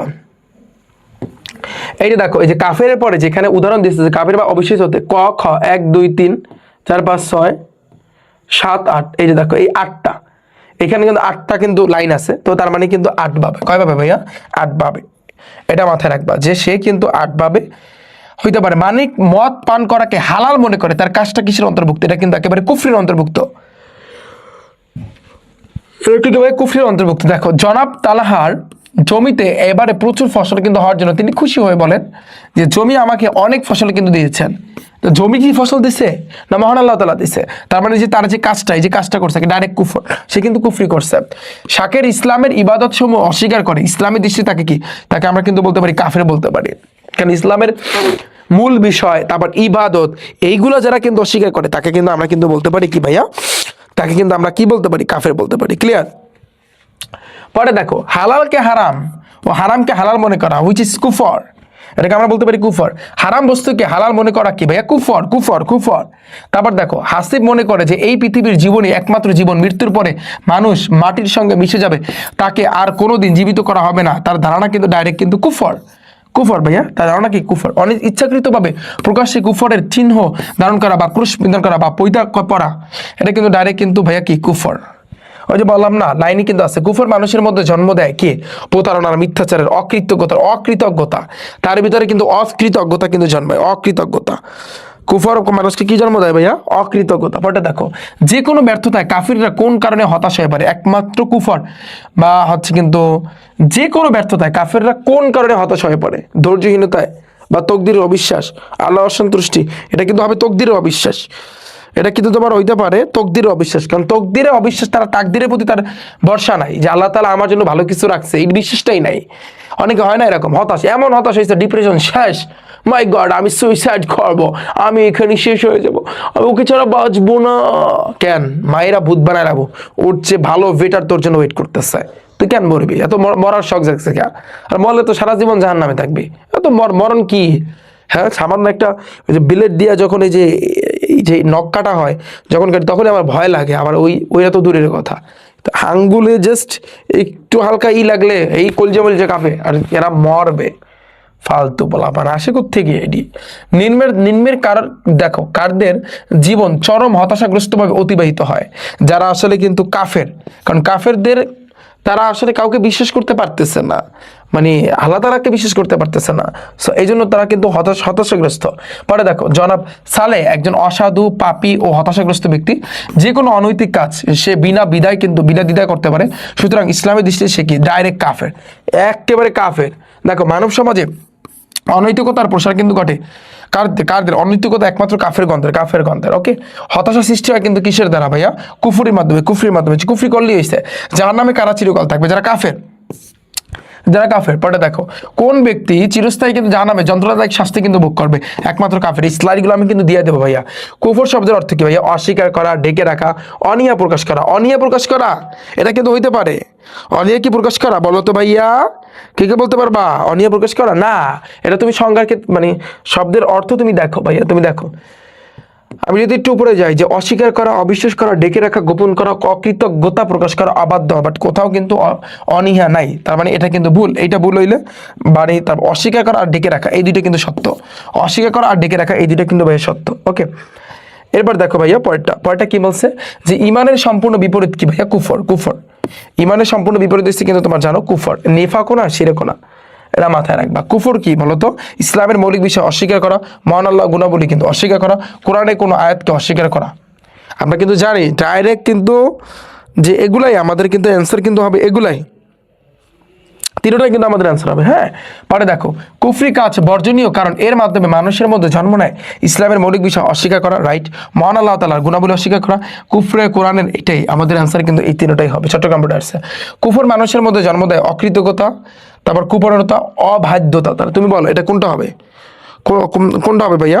আমরা এই যে কুপরণতা এটা আমরা পড়ি না, এটা বাদ, তাহলে আমাদের আনসার হবে কিন্তু 1 আর 3 হবে, যে অকৃতজ্ঞতা, মানে কুফর আমাদের ভিতরে অকৃতজ্ঞতা এবং অবাধ্যতা এই দুইটা জিনিসই কিন্তু সৃষ্টি করে থাকে। এবার দেখো জনাব সাফি পুত্র সন্তান লাভ করায় দরগায় গিয়ে পীরের নামে, খেয়াল করো, পীরের নামে, এই যে পীরের নামে গরু জবাই করে সবারকে খাওয়ায়। বাহ, পীরের নামে গরু জবাই দিচ্ছে, বাহ, চমৎকার। অন্য ধর্মের নীতি অনুসরণে তার স্ত্রী কিন্তু পুত্রের কপালে কিন্তু তিল দেয়। সাফিরের কাজের মাধ্যমে কিন্তু সমাজে কি হয়? এটা কিন্তু একটা যে হতাশার সৃষ্টি হবে, এটা তো শিওর। এটা একটু মাথায় রাখবা, শরীরে অনেক খারাপ লাগতেছে আমার, বুঝি না। দেখো তা সাফির, এই যে দেখো সাফিরের কিন্তু কাজের মাধ্যমে কিন্তু সমাজে এটা কিন্তু শান্তি শৃঙ্খলা নষ্ট হবে, এটা বাস্তব কথা। আর সাফিরের স্ত্রী কাজটি, ও আচ্ছা দেখো, অন্য ধর্মের নীতি অনুসারে তার স্ত্রী পুত্রের কপালে তিল দেয় না, এটা তো আমাদের সবারই দিছে না। তাহলে দেখো এটা কুফর প্রকাশ করা, অকৃতজ্ঞতা জন্ম দেয়, অনৈতিকতার প্রসার ঘটে। তাহলে আমরা এটা কিন্তু অ্যান্সার কিন্তু দিতে পারি ভাইয়া কি তিনটাই আমাদের অ্যান্সার হয়, কারণ এটা একটা কুফরি করছে। অনেকে বলে যে তিল না দিলে এই সমস্যা হইবে, জিনে ধরবে, ভূতে ধরবে, অনেকে তাবিজ ঝুলায়, এগুলো কুফর ভাইয়া। এই যে কুফর প্রকাশ পায়, অকৃতজ্ঞতা জন্ম দেয়, অনৈতিকতার কিন্তু প্রসার ঘটে। আমাদের অ্যান্সার কিন্তু ভাইয়া তিনটা শেষ। আমাদের টাইপ 2 আমাদের ডান, এরপর আসি কিন্তু আমরা শিফট করবো ভাইয়া টাইপ 3-তে। এখন তুমি বলবো যে ভাইয়া টাইপ 3 কি? আমি যদি বলি এটা শিরক নিয়ে কিন্তু কথা বলছে, তার মানে এটা পার্ট নাম্বার 7-এ শিরক। আমরা এটা নিয়ে কথা বলবো ভাইয়া কে? শিরক নিয়ে। তো শিরক নিয়ে বোঝানোর আগে আমি তোমাদের যেটা দেখাতে চাই, আমরা শিরকের ভিতরে যাব। এই যে শিরক মানে কি? তুমি এতক্ষণ পর্যন্ত কুফর সম্পর্কে জানছো এবং ভাইয়া তুমি পারফেক্টলি এটা শিখছো যে কুফর মানে হইছে এইটা, যে ঈমান অর্থ বিশ্বাস করা আর কুফর অর্থ হচ্ছে অবিশ্বাস করা, তাই না? এখন তুমি শিরক সম্পর্কে জানবা। শিরক আশশিরকু, আরবি শব্দ হচ্ছে আশশিরকু, এটার অর্থ হচ্ছে কিন্তু অংশীদার সাব্যস্ত করা, একাধিক স্রষ্টা বা উপাস্যে কিন্তু বিশ্বাস করা। শিরক করে না অনেকে, হ্যাঁ, যে বলে ওই যে অনেকে মনে মনে চিন্তা করে আল্লাহ এক, আল্লাহ কিভাবে দুইটা বানাইছে, হ্যাঁ এখানে কতগুলো গ্রহ আছে, আল্লাহ তাআলা একলা বানাইছে, কেমনে সম্ভব? অনেকে এই জিনিসটা কিন্তু মনে মনে যদি তুমি চিন্তা করো ডাইরেক্ট, বা তুমি যদি তার সাথে অন্য আরেকজনকে তুলনা করো যে যে তার অন্য আরেকজন হয়তো বা থাকতে পারে, হ্যাঁ, বা এই সূর্যের ক্ষেত্রে একেবারে ডাইরেক্ট তুমি শিরক করলা। শিরক সব গুনাহ আল্লাহ তাআলা মাফ করবে, কিন্তু একমাত্র শিরকের গুনাহ কখনো আল্লাহ তাআলা ক্ষমা করবে না। এবং মানুষ বিশেষ করে সবচেয়ে বেশি জাহান্নামে যাবে এই শিরকের জন্য, কারণ শিরকের গুনাহ কিন্তু মহান আল্লাহ রাব্বুল আলামিন বলে দিয়েছে কখনো কিন্তু মানে হচ্ছে ক্ষমা করবে না। এটা মাথায় রাখবা, কারণ তোমরা জানো সূরা ইখলাসের ভিতরে কুল হুয়াল্লাহু আহাদ, আল্লাহ তাআলা এক, তার সাথে তুমি কাউকে শিরক করতে পারবা, মানে শরীক করতে পারবা না, বুঝছো? তাহলে শিরক অর্থ কি? মুখস্থ করো, অংশীদার সাব্যস্ত করা, অংশীদার সাব্যস্ত করা, বা একাধিক স্রষ্টা বা উপস্যে বিশ্বাস করা, একাধিক স্রষ্টা বা উপস্যে বিশ্বাস করা, একাধিক স্রষ্টা বা উপস্যে বিশ্বাস করা। ইসলামী পরিভাষায় মহান আল্লাহ তাআলার সাথে কোনো ব্যক্তি বা বস্তুকে কিন্তু শরীক করা কিংবা তার সমতুল্য কিন্তু মনে করাকে আমরা বলতে পারি শিরক করা।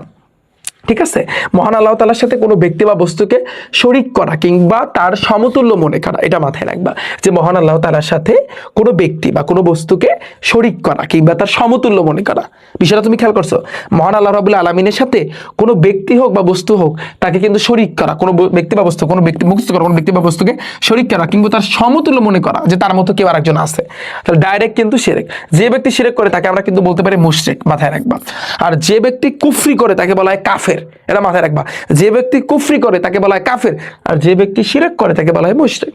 তো শিরক অর্থ হলো তাওহীদের বিপরীত, এটা সম্পূর্ণ মাথায় রাখবা। শিরক মানে কিন্তু তাওহীদের বিপরীত, শিরক মানে কি? তাওহীদের বিপরীত। আল্লাহ তাআলা স্বয়ং শিরকের কিন্তু ধারণা তিনি যেটা বলছে যে কুল হুয়াল্লাহু আহাদ, এই যে সূরা ইখলাসের প্রথম যে আয়াতটা, যে বলুন, বলুন, এখানে কাকে বলতে বলছে? কুল, কুল তো বলা, কুল বলুন, হুয়াল্লাহু আহাদ, হুয়াল্লাহ তিনি আল্লাহ, কুল অর্থ বলুন, হুয়াল্লাহ তিনি আল্লাহ, আহাদ, আহাদ মানে এক ও অদ্বিতীয়, আহাদ। দেখে কাকে বলতে বলছে? হে নবী, হে নবী বলুন আপনি যে তিনি আল্লাহ এক ও দ্বিতীয়। সূরা ইখলাস আছে। আল্লাহ তাআলা আরো বলছে যে লাইসা কামিসলিহি শাইউন, এটা কোনো কিছু তার সদৃশ্য নয়। সূরা কিন্তু আশ-শূরা, আশ-শূরা নামক সূরা আছে, আয়াত নাম্বার কিন্তু 11। এটা কোরআনের আয়াত, কোরআনের আয়াত কখনো তুমি অবিশ্বাস করতে পারবা না, তাহলে তোমার ঈমানই থাকবে না। আর কোরআনে কিন্তু আরো বলা হয়েছে লাউ কানা ফিহিমা, তারপর হচ্ছে কি এখানে স্পষ্ট কিন্তু বুঝাচ্ছে না আলী হাতুন ইল্লাল্লাহু ইল্লাল্লাহু লাফাসাদানা, এখানে আসলে বুঝাচ্ছে না, ঝাপসা ঝাপসা লাগতেছে আমার কাছে। তো কোরআনে কিন্তু আরো বলছে কি যে যদি সেখানে তোমার আসমান ও জমিনে আল্লাহ ব্যতীত অন্য কোনো ইলাহ থাকতো তবে উভয় কিন্তু ধ্বংস হয়ে যেত। কি বলছে? যদি সেখানে সেটা আসমান হোক জমিন হোক আল্লাহ তাআলা ব্যতীত কোনো ইলাহ থাকতো তবে উভয় কিন্তু ধ্বংস হয়ে যেত। সূরা আম্বিয়া আয়াত নাম্বার কিন্তু 22। একটু এই লাইনগুলো যখন তোমাকে শিরক নিয়ে কোনো কোশ্চেন আসবে তখন তুমি যদি এই আয়াতগুলো লিখে দাও, যে সূরা ইখলাস আয়াত নাম্বার 1 কিন্তু বলা হয়েছে আল্লাহ তাআলা এক, তুমি যদি আরবিটাও না লিখতে পারো বাট ট্রাই করবা, আরবিটা একটু মুখস্থ করার একটু ট্রাই করবা, যদি না পারো বাট এই অর্থটা একটু লিখে দেবে, তাহলে একেবারে ফুল মার্ক। ঠিক আছে, তারপর দেখো আল কোরআনে এইসব আয়াত দ্বারা স্পষ্টভাবে আল্লাহ তাআলা সত্তা ও গুণে অতুলনীয় বিষয়টা কিন্তু বোঝা যায়। সুতরাং আল্লাহ তাআলার সাথে কাউকে অংশীদার করা নিঃসন্দেহে কিন্তু একটা শিরক ও জঘন্য কিন্তু অপরাধ, এটা মাথায় রাখবা, নিঃসন্দেহে শিরক ও জঘন্য অপরাধ। এবার দেখো আল্লাহ তাআলা শিরক কিন্তু 4 ধরনের কিন্তু হতে পারে, আল্লাহর সাথে শিরক কিন্তু 4 রকমের কিন্তু হইতে পারে। কি কি দেখো, প্রথমে আসি 1 নম্বরে। 1 নম্বরে কি? আল্লাহ তাআলার সত্তা ও অস্তিত্বে কিন্তু শিরক করা। যেমন ঈসা আলাইহিস সালামকে আল্লাহ তাআলা পুত্র মনে করে, অনেকে মনে করে না, ডাইরেক্ট ও শিরক করছে আল্লাহ তাআলার সাথে। তো আল্লাহ তাআলা এই যে আল্লাহ তাআলার সাথে শিরক 4 ধরনের হইতে পারে, আর কুফর কয় ধরনের হইতে পারে? 8 ধরনের, মনে আছে? আর শিরক তাহলে মাথায় রাখবা 4 রকমের হইতে পারে। 1 নম্বরে কি? আল্লাহ তাআলার সত্তা ও অস্তিত্বে শিরক করা, আল্লাহ তাআলার সত্তা ও অস্তিত্বে শিরক করা, আল্লাহ তাআলার সত্তা ও অস্তিত্বে শিরক করা। যেমন কি ঈসা আলাইহিস সালামকে আল্লাহ তাআলা পুত্র মনে করা। দেখো 2 নম্বরে আল্লাহ তাআলা গুণাবলীতে কিন্তু শিরক করা, আল্লাহ তাআলা গুণাবলী, যেমন কি আল্লাহ তাআলার পাশাপাশি অন্য কাউকে সৃষ্টিকর্তা বা রিজিকদাতা হিসাবে কিন্তু মনে করা, আল্লাহ তাআলা পাশাপাশি অন্য কাউকে সৃষ্টিকর্তা বা রিজিকদাতা হিসাবে কিন্তু মনে করা, আল্লাহ তাআলা পাশাপাশি অন্য কাউকে সৃষ্টিকর্তা বা রিজিকদাতা হিসাবে মনে করা। সৃষ্টি জগতের এগুলাই কিন্তু তোমার সৃজনশীল অ্যাপ্লাই করতে হবে এগুলা। ওকে, সৃষ্টি জগতের পরিচালনায় কাউকে আল্লাহ তাআলা অংশীদার বানানো, যেমন কিরকম ফেরেশতাগণ জগৎ কিন্তু পরিচালনা করার হিসাবে কিন্তু মনে করে যে জগৎ পরিচালনা করে ফেরেশতা, তো ফেরেশতারা তারা জগৎ পরিচালনা করে, এরকম যদি কিছু মনে করো তাহলে ডাইরেক্ট শিরক। ইবাদতের ক্ষেত্রে আল্লাহ তাআলার সাথে কাউকে শরীক করা, যেমন আল্লাহ ব্যতীত কাউকে সিজদা করা, কারণ নামে কিন্তু পশু জবাই করা, যেমন এটা বিশেষ করে বর্তমানে এই বাংলাদেশে কিন্তু এটা হচ্ছে। তোমরা দেখবা বিভিন্ন মাজার পূজারি আছে, ভণ্ডের দল, একেবারে মানে কি বলবো আসলে, মাজারে ঠিক আছে, মাজারে কিন্তু মানুষ যায় কিসের জন্য বলো তো? পূজা করতে যায়, সেজদা দিতে যায়। মাজারে কি সেজদা দেয়? অনেকে কবরের সামনে কিন্তু সেজদা দেয়। বর্তমানে তুমি দেখবা একদল মানুষ আছে যারা কি করে, কবরের পাশে কিন্তু ওই যে মোমবাতি জ্বালায় দেয়, মোমবাতি জ্বালা তারপর তারা হাক্কুর হুক্কুর করতে আছে। দেখছো না, খেয়াল করছো না কি একটা অবস্থা? মানে দুনিয়াটা কোথায়? তুমি যদি তাদের দলে অন্তর্ভুক্ত হও, তুমি আল্লাহর সাথে ডাইরেক্ট শিরক করছো। তুমি সেজদা দেখবা একমাত্র কার মানে পায়ে সেজদা দেবা বা কার দিকে ফিরে সেজদা দেবা? একমাত্র আল্লাহ তাআলার দিকে। এছাড়া কি দুনিয়াতে অন্য কেউ আছে যার দিকে তুমি মানে হচ্ছে সেজদা দিবা? অনেকে কি করে, সামনে কবরের সামনে তারপর কিন্তু সেজদা দেয়। হায় রে হারামির দর, হারামির বাচ্চারা। ওরা ডাইরেক্ট কিন্তু আল্লাহ তাআলার সাথে শিরক করতেছে, বুঝছো? ওদের দলে তোমরা আবার অন্তর্ভুক্ত হইও না। তোমরা আমার একটা রিফাত একাডেমি ইউটিউব চ্যানেলে, রিফাত হোসেন নামে আমার একটা ইউটিউব চ্যানেল আছে, তোমরা দেখবে। সেখানে মাঝে মধ্যে ব্লগ টলগ করে আমি কিন্তু সারি মাঝে মধ্যে করে থাকি। তো এখানে আমি একটা মাজারে গিয়েছিলাম। অনেকে বলে যে ভাইয়া আপনি মাজারে যান, মাজার পূজা করেন। না, মাজারে ওটা একটা মাজার, একজন উলিয়ার মাজার থাকতে পারে না? বাংলাদেশে নাম করা অনেক উলিয়া ছিল, তাদের মাজার আছে। তো মাজারে গিয়ে কি করে বলতো? মাজার জিয়ারত করা মানে কি? জিয়ারত করা মানে হচ্ছে তুমি সূরা ফাতিহা, তারপর ইখলাস শরীফ, সূরা ফাতিহা একবার, তারপর হচ্ছে ইখলাস শরীফ তুমি 3 বার, তারপর হচ্ছে আল্লাহ নবীর নামে যে দুরুদ আছে, দুরুদ শরীফ তুমি পড়বা। ওগুলো পড়ে তারপর হচ্ছে তার দিকে না ফিরে, মাজারের দিকে না ফিরে পশ্চিম দিক ফিরে তারপর তুমি আল্লাহর কাছে দোয়া করবা। যে কিন্তু মাজারে যাবা, মাজারের উসিলায়, এটা তো ঠিক না। আবার মাজারে সিজদা করে, এগুলো কোত্থেকে? মানে এইসব ভণ্ড আয় কোত্থেকে? হ্যাঁ, ভণ্ডের দল এইসব আয় কোত্থেকে? ওটি পাইলে পিড়াইতে হবে, জক করে পিড়াইতে হবে, বুঝছো না? এবার দেখো ভাইয়া, এটা আমাদের গেল। এবার দেখো শিরকের কুফল, এই যে ডাইরেক্ট শিরক করা। তুমি একটা সিজদা দিচ্ছ মাজারে, তার মানে তুমি ডাইরেক্ট আল্লাহর সাথে শিরক করছো। আল্লাহ তাআলা একটা কথাই বলছে, আল্লাহ তাআলা সকল গুনাহ মাফ করতে পারে, তার কাছে তুমি তওবা করলে আল্লাহ তাআলা মাফ করবে, কিন্তু শিরকের গুনাহ কিন্তু মাফ করবে না। এটা মাথায় রাখবা। হ্যাঁ, দেখো শিরক অত্যন্ত কিন্তু জঘন্য অপরাধ। স্পষ্ট লেখা, পৃথিবীর সকল প্রকার জুলুমের মধ্যে সবচেয়ে বড় যত প্রকার জুলুম আছে তার ভিতরে সবচেয়ে বড় হয়েছে কিন্তু শিরক। আল্লাহ তাআলা নিজে বলছেন, ইন্নাশ শিরকা লাযুলমুন আযীম, অর্থাৎ নিশ্চয়ই শিরক কিন্তু চরম জুলুম। সূরা লুকমানে আয়াত নাম্বার 13 একটু পড়বা। তো বস্তুত আল্লাহ তাআলা আমাদের স্রষ্টা ও প্রতিপালক, তার প্রদত্ত নিয়ামতে আমরা কিন্তু ভোগ করি। এরপরও কেউ যদি আল্লাহ তাআলার সাথে কাউকে অংশীদার স্থাপন করে, তবে তা অপেক্ষা বড় জুলুম আর কি হতে পারে। দেখো আল্লাহ তাআলা মুশরিকদের প্রতি খুবই অসন্তুষ্ট। মুশরিক যারা, মানে যারা শিরক করে তাদেরকে বলা হয় মুশরিক। তো আল্লাহ তাআলা কিন্তু এই মুশরিকদের প্রতি খুবই অসন্তুষ্ট। তিনি মানে হচ্ছে আবার ক্ষমাশীল ও অসীম দয়াময় হওয়া সত্ত্বেও তিনি কিন্তু, আমরা জানি আল্লাহ তাআলা কিন্তু ক্ষমাশীল। তোমরা আল্লাহ তাআলার 99টা নাম পড়ছো না?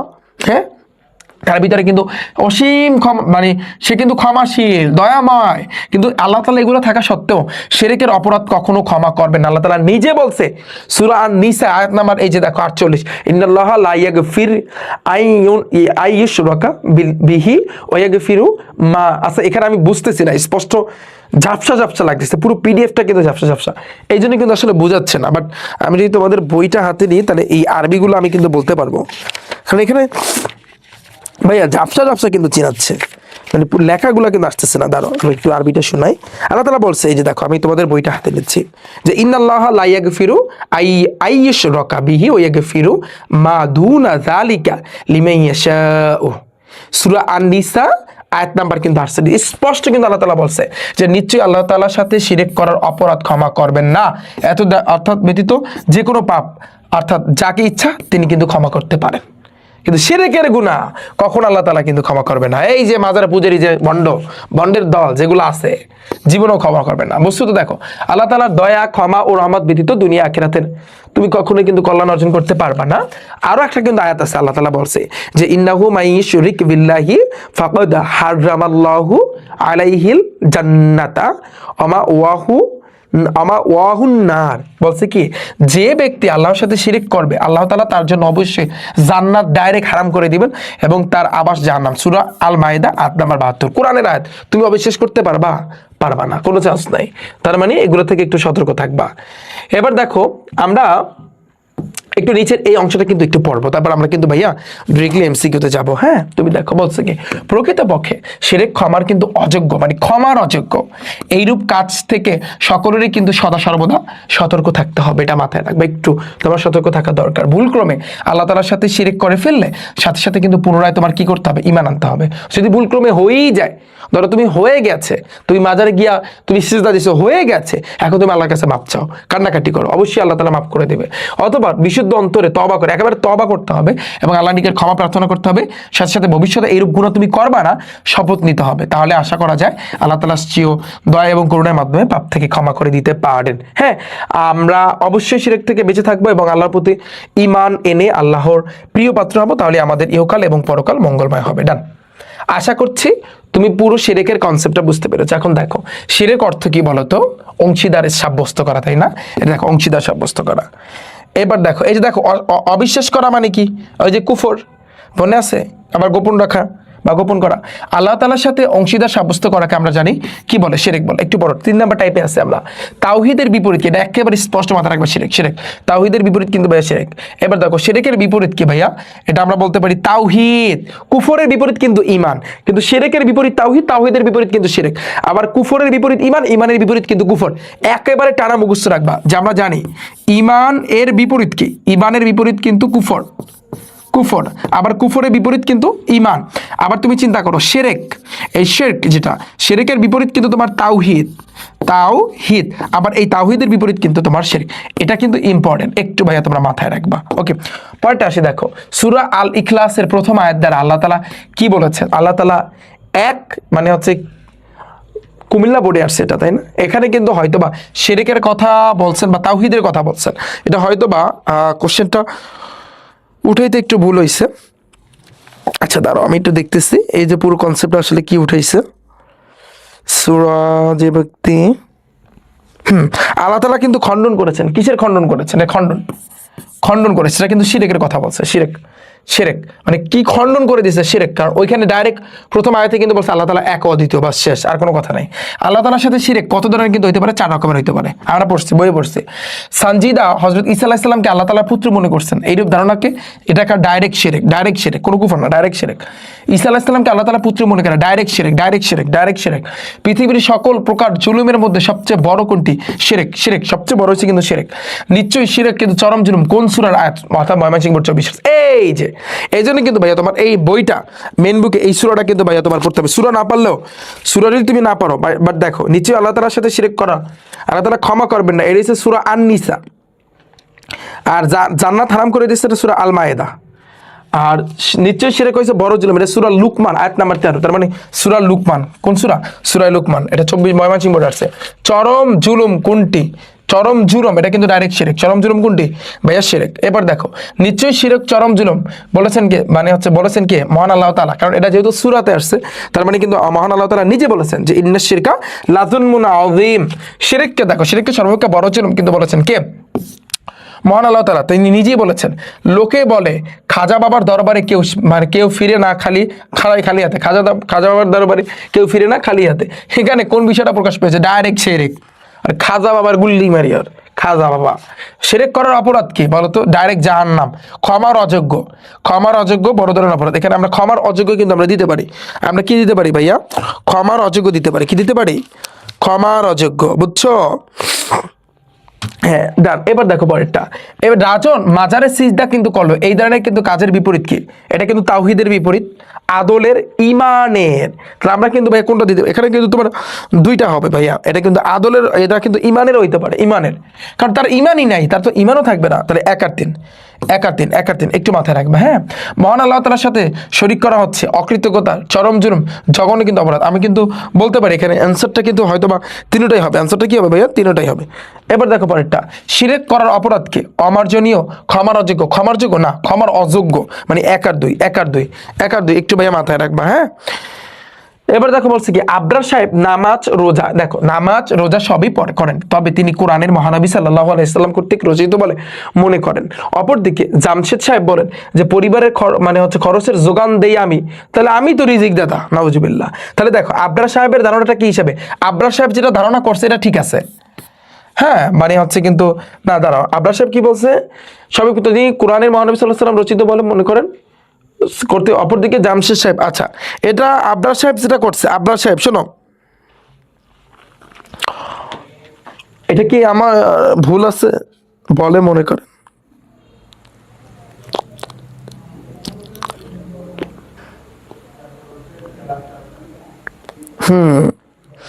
তাহলে দেখো এখানে বলছি কি এখানে আবরার সাহেব নামাজ রোজা সবই করেন, আমার লেখা ঠিক আছে, তবে তিনি কোরআনকে মহানবী সাল্লাল্লাহু আলাইহি সাল্লাম কর্তৃক রচিত বলে না। মহানবী সাল্লাল্লাহু আলাইহি সাল্লাম কর্তৃক তো না, মহানবী সাল্লাল্লাহু আলাইহি সাল্লামের উপর নাজিল হয়েছে, তা করছে আল্লাহ তাআলা, তাহলে এটা ডাইরেক্ট শিরক।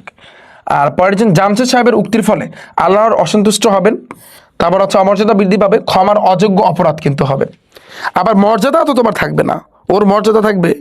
তাহলে এখানে আসলে মর্যাদা বলতে অমর্যাদা বৃদ্ধি পাবে না, জামশেদ সাহেবের উক্তির ফলে আল্লাহ তাআলা অসন্তুষ্ট হবেন এবং ক্ষমার অযোগ্য অপরাধ হবে, অর্থাৎ আমাদের আনসার কিন্তু এক হাতের। পরে দেখো রনি সাহেব মনে করে যে আল্লাহ পাক ফেরেশতাদের সাহায্যে নিয়ে এই পৃথিবীটা পরিচালনা করেন। রনি সাহেব এই ধরনের বিশ্বাসের পরে ডাইরেক্ট সে কিন্তু আমি বলতে পারি মুনাফিক, মুশরিক যে শিরিক করে তাকে বলে মুশরিক, কারণ সে কিন্তু এখানে শিরক করছে। সে কি করছে? সে কিন্তু এখানে কিন্তু ভাইয়া শিরক করছে, ঠিক আছে, আমার কথা বুঝছো?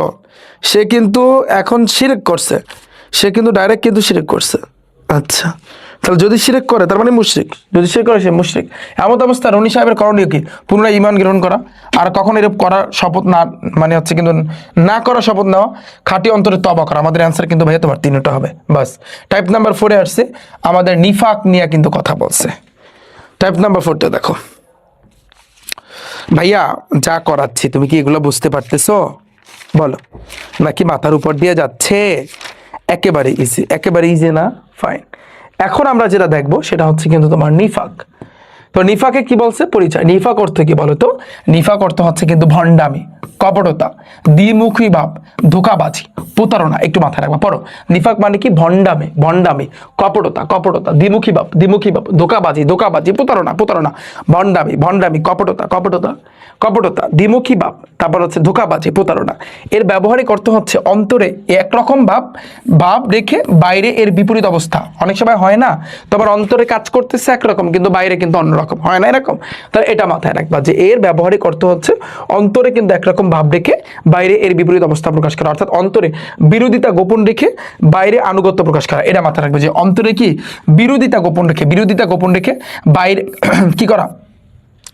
আনুগত্য প্রকাশ করা। অন্তরে বিরোধিতা গোপন রেখে বাইরে আনুগত্য প্রকাশ করা। ইসলামী শরীয়তের পরিভাষায় অন্তরে কুফর ও অবাধ্যতা গোপন করে মুখে ইসলামকে স্বীকার করার নামই হচ্ছে কিন্তু নিফাক। একটু মাথায় রাখবে যে অন্তরে তোমার তলে টেম্পো চলতেছে, তুমি বাইরের দিক দিয়ে বলছো, মানে সবাই দেখাতেছে আমি অনেক ভালো, তাই না?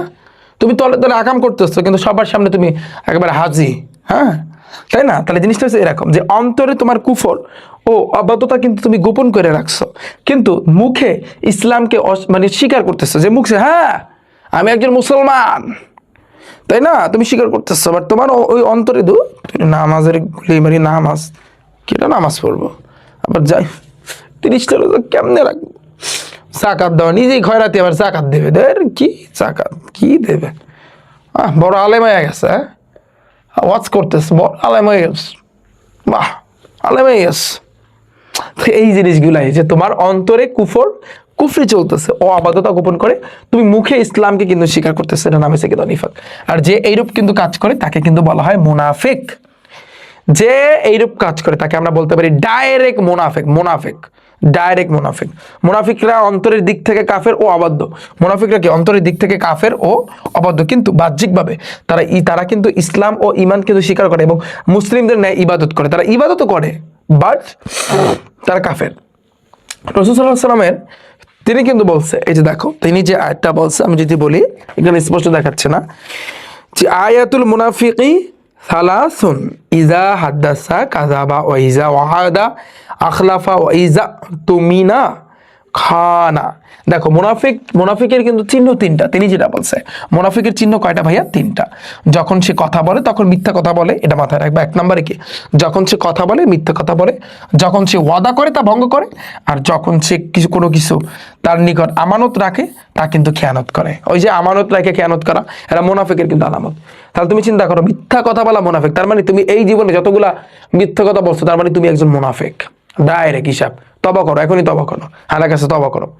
মিথ্যা কথা বলা মানে তুমি ডাইরেক্ট মুনাফিক। 3টা জিনিস মুনাফিকের লক্ষণ বা মুনাফিকের চিহ্নই হচ্ছে কিন্তু তোমার 3টা জিনিস, যার ভিতরে 3টার ভিতরে যে কোনো একটা যদি থাকে যার ভিতরে, সেই মুনাফিক। কি? মিথ্যা কথা বলে কিন্তু মিথ্যা বলে, কথা বলে মিথ্যা বলে, যখন ওয়াদা করে তা ভঙ্গ করে, ওয়াদা করে যা ভঙ্গ করে, আর যখন কোনো কিছু তার নিকট আমানত রাখা হয় তা কিন্তু খেয়ানত করে। এটা কিন্তু বুখারী শরীফের হাদিস। এটা আমাদের গেল। এবার দেখো এই যে নিফাকের কুফল, এই যে মুনাফিক যেটা নিফাক, তো নিফাক কিন্তু একটি মারাত্মক পাপ।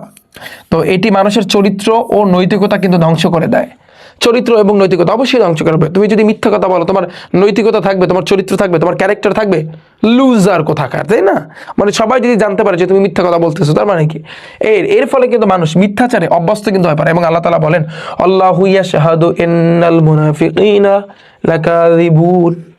দেখো এইখানে বলছে যে আল্লাহু ইয়াশহাদু ইন্নাল মুনাফিকিনা লাকাযিবুন, অর্থাৎ অর্থ কি? আর আল্লাহ সাক্ষ্য দিচ্ছেন যে মুনাফিকরা নিঃসন্দেহে মিথ্যাবাদী। সূরা আল মুনাফিকুন, মুনাফিকুন নামক একটা সূরা আছে, আয়াত নাম্বার 1 কি বলছে? আর আল্লাহ তাআলা সাক্ষ্য দিচ্ছেন যে মুনাফিকরা নিঃসন্দেহে মিথ্যাবাদী। 1 নম্বরে মুনাফিকরা কিন্তু মিথ্যাবাদী, মুনাফিকরা কি মিথ্যাবাদী। আর এই 3টা জিনিস মাথায় রাখবা। এবার আসে কিন্তু মিথ্যার পাশাপাশি মুনাফিকরা কিন্তু অনন্য খারাপ এবং অনৈতিক কিন্তু কাজ করে থাকে। পার্থিব লোভ লালসা, স্বার্থ রক্ষা, তারা কিন্তু মানুষের অকল্যাণ কিন্তু করতেও সে পিছপা হইবে না। তারা পরনিন্দা পরচর্চা করে, ফলে সমাজে কিন্তু সন্দেহ বিশৃঙ্খলা সৃষ্টি হয়। মুনাফিকরা ভিতরে এক আর বাইরে কিন্তু অন্যরকম কিন্তু হয়। লোকজন তাদের কিন্তু বিশ্বাস করে না, বরঞ্চ সন্দেহ ও ঘৃণার চোখে দেখে এবং সমাজের মানুষের নিকট তারা অপমানিত হয়। এবার তুমি দেখো ইসলাম ও মুসলমানদের জন্য মুনাফিকরা কিন্তু খুবই খুবই ক্ষতিকর। কাদের জন্য? ইসলাম ও মুসলমানদের জন্য। দেখো ইম্পর্টেন্ট যে ইসলাম ও মুসলমানদের জন্য মুনাফিকরা কিন্তু খুবই খুবই ক্ষতিকর, কেননা তারা মুসলমানদের সাথে মিশে, খেয়াল করো, ইসলামের শত্রুদের সাহায্য করে। এরকম বহুত মুসলমান মানে হচ্ছে মুনাফিক ছিল। যেমন আল্লাহ নবী সাল্লাল্লাহু আলাইহি সাল্লামের যুগে তখন কিন্তু তার সাহাবীদের ভিতরে যারা ছিল এরকম মুনাফিক ছিল। একজন মুনাফিক নাম ছিল, এই গল্প আমি তোমাদের সাথে বলবো। তিনি আসলে কিন্তু নামাজ পড়তেন, সবই পড়তেন, কিন্তু তলে তলে সে কাফেরদের সাথে তার মানে হচ্ছে হাত ছিল। তো এইটাই, কেননা তারা কি করে? মুসলমানদের সাথে মিশা ইসলামের শত্রুদের কিন্তু সাহায্য করে এবং মুসলমানদের গোপন তথ্য দুর্বলতার কথা কিন্তু শত্রুদের জানিয়ে দেয়। যেমন বর্তমানে কিন্তু আমরা যদি এখনকার পরিস্থিতির কথা যদি চিন্তা করি, যে বর্তমানে যেটা হচ্ছে, তোমরা কিন্তু জানো ইসরায়েলিদের খবর, ইহুদিদের বাচ্চারা ওরা আসলে বর্তমানে কি করতেছে তোমরা এটা জানো। এবং তাদের সাথে তালে তাল মিলাইতেছে কিন্তু আরবের যারা মানে হচ্ছে বর্তমানে যারা আছে, হ্যাঁ, সৌদি আরবের যারা হেড পর্যায়ে কিন্তু আছে, ওরা কিন্তু মুসলমান, বাট ওরা কিন্তু মুসলমানদের আমাদের সাথেই কিন্তু আছে, বাট ওরা ইহুদিদের কি করতেছে? দালালি করতেছে, এরকম জিনিসটা। ওরা মুনাফিক। তো দেখো, কেননা তারা মুসলমানদের সাথে মিশে ইসলামের শত্রুদের সাথে মানে সাহায্য করে। মুসলমানদের গোপন তথ্য ও দুর্বলতার কথা শত্রুদের কিন্তু জানিয়ে দেয়। রাসূল সাল্লাল্লাহু আলাইহি সাল্লামের যুগেও মদিনাতে, যে দেখো মদিনাতে মুনাফিকরা মুসলমানদের বিরুদ্ধে ষড়যন্ত্রে কিন্তু লিপ্ত ছিল। তারা ইসলাম ও মুসলমানদের সাথে থেকেও আল্লাহ তাআলা অবাধ্য কিন্তু ছিল। পরকালীন জীবনে মুনাফিকদের পরিণতি অত্যন্ত ভয়াবহ, যা আল্লাহ তাআলা সূরা নিসাতে কিন্তু বলছে। সূরা নিসায় কিন্তু তিনি বলছে যে ইন্নাল মুনাফিকিনা ফি দারকিল আসফালি মিনান নার। মানে কি? মানে হচ্ছে নিশ্চয়ই মুনাফিকরা জাহান্নামের সর্বনিম্ন স্তরে থাকবে। আল্লাহ তাআলার কোরআনে বলা, যেটা কোরআনে বলা, এটা অবিশ্বাস করার কোনো ওয়ে নাই, এটা হবেই।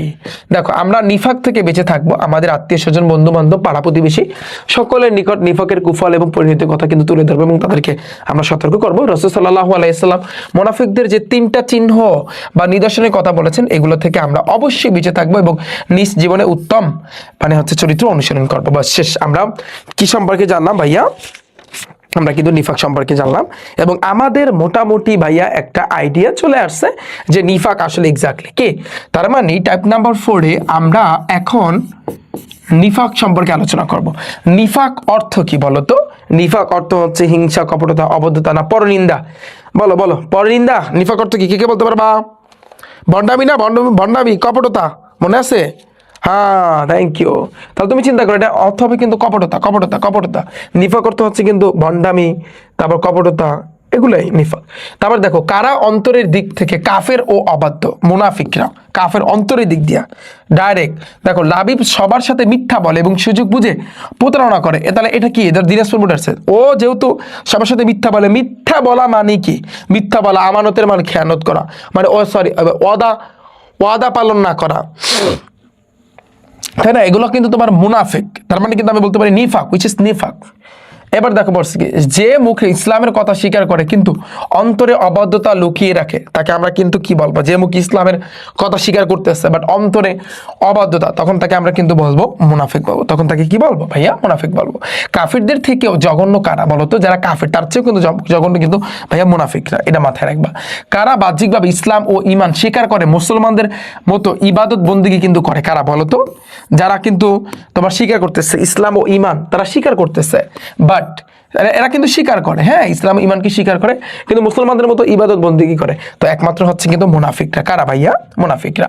দেখো মুনাফিকের চিহ্ন বা লক্ষণ কয়টি? তিনটা। তুমি তিনটা দেখে কিন্তু তুমি বুঝতে পারবা এরা মুনাফিক, খাস মুনাফিক। মুনাফিকদের প্রথম কিন্তু আলামত কি?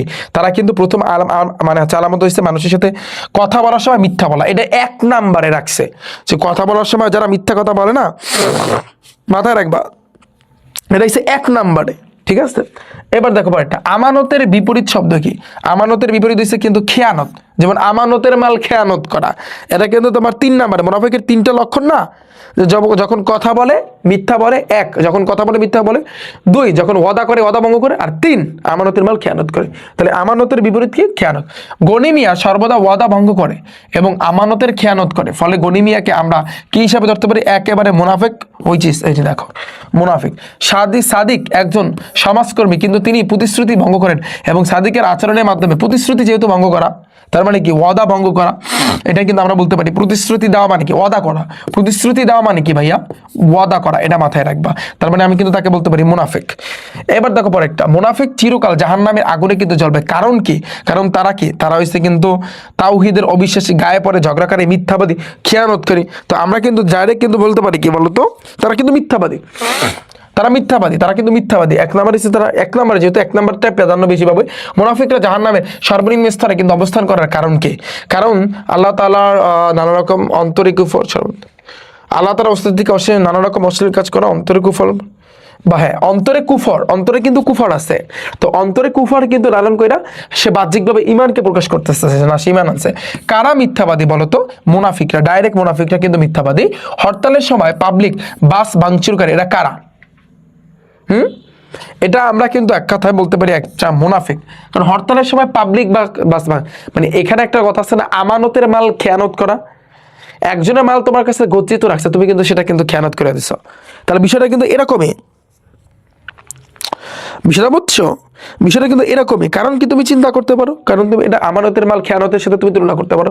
হরতালের সময় বাস রিল্যাক্সে দাঁড়াই আছে, তোমার কিছু করতেছে না, তুমি সেটা ভাঙচুর করতেছো, তুমি খেয়ানত করলা। তার মানে কি? মুনাফিক না? এবার দেখো নিফাক অর্থ কি? নিফাক অর্থ হচ্ছে ভণ্ডামি, ধোকাবাজি, প্রতারণা। আমি কিন্তু 3টে অ্যান্সার দিতে পারি। নিফাক মানে কিন্তু ভণ্ডামি, ধোকাবাজি, প্রতারণা, সব। কারণ তুমি মুনাফিক, মুনাফিকের কাজ এটা। প্রতারক ও মুনাফিক হলো মিথ্যাবাদী, খেয়ানতকারী, ওয়াদা ভঙ্গ করে। হ্যাঁ, তিনটে অ্যান্সার পাল্টা দেখো। মুনাফিক জাহান্নামে সর্বনিম্ন স্তরে কিন্তু নিক্ষিপ্ত হবে। কারণ কি? দেখো যশোর চলে বলেছে, ইমানদারদের অভিনয় করার, হ্যাঁ মুসলমানদের গোপনে ক্ষতি করা, আখিরাতের চেয়ে দুনিয়াকে কিন্তু প্রাধান্য না, এটা না, আমাদের এই 2টা হইতে পারে। তারা অভিনয় করে, তারা অভিনয়ের জন্য সেরা রে। এবার দেখো পাল্টা।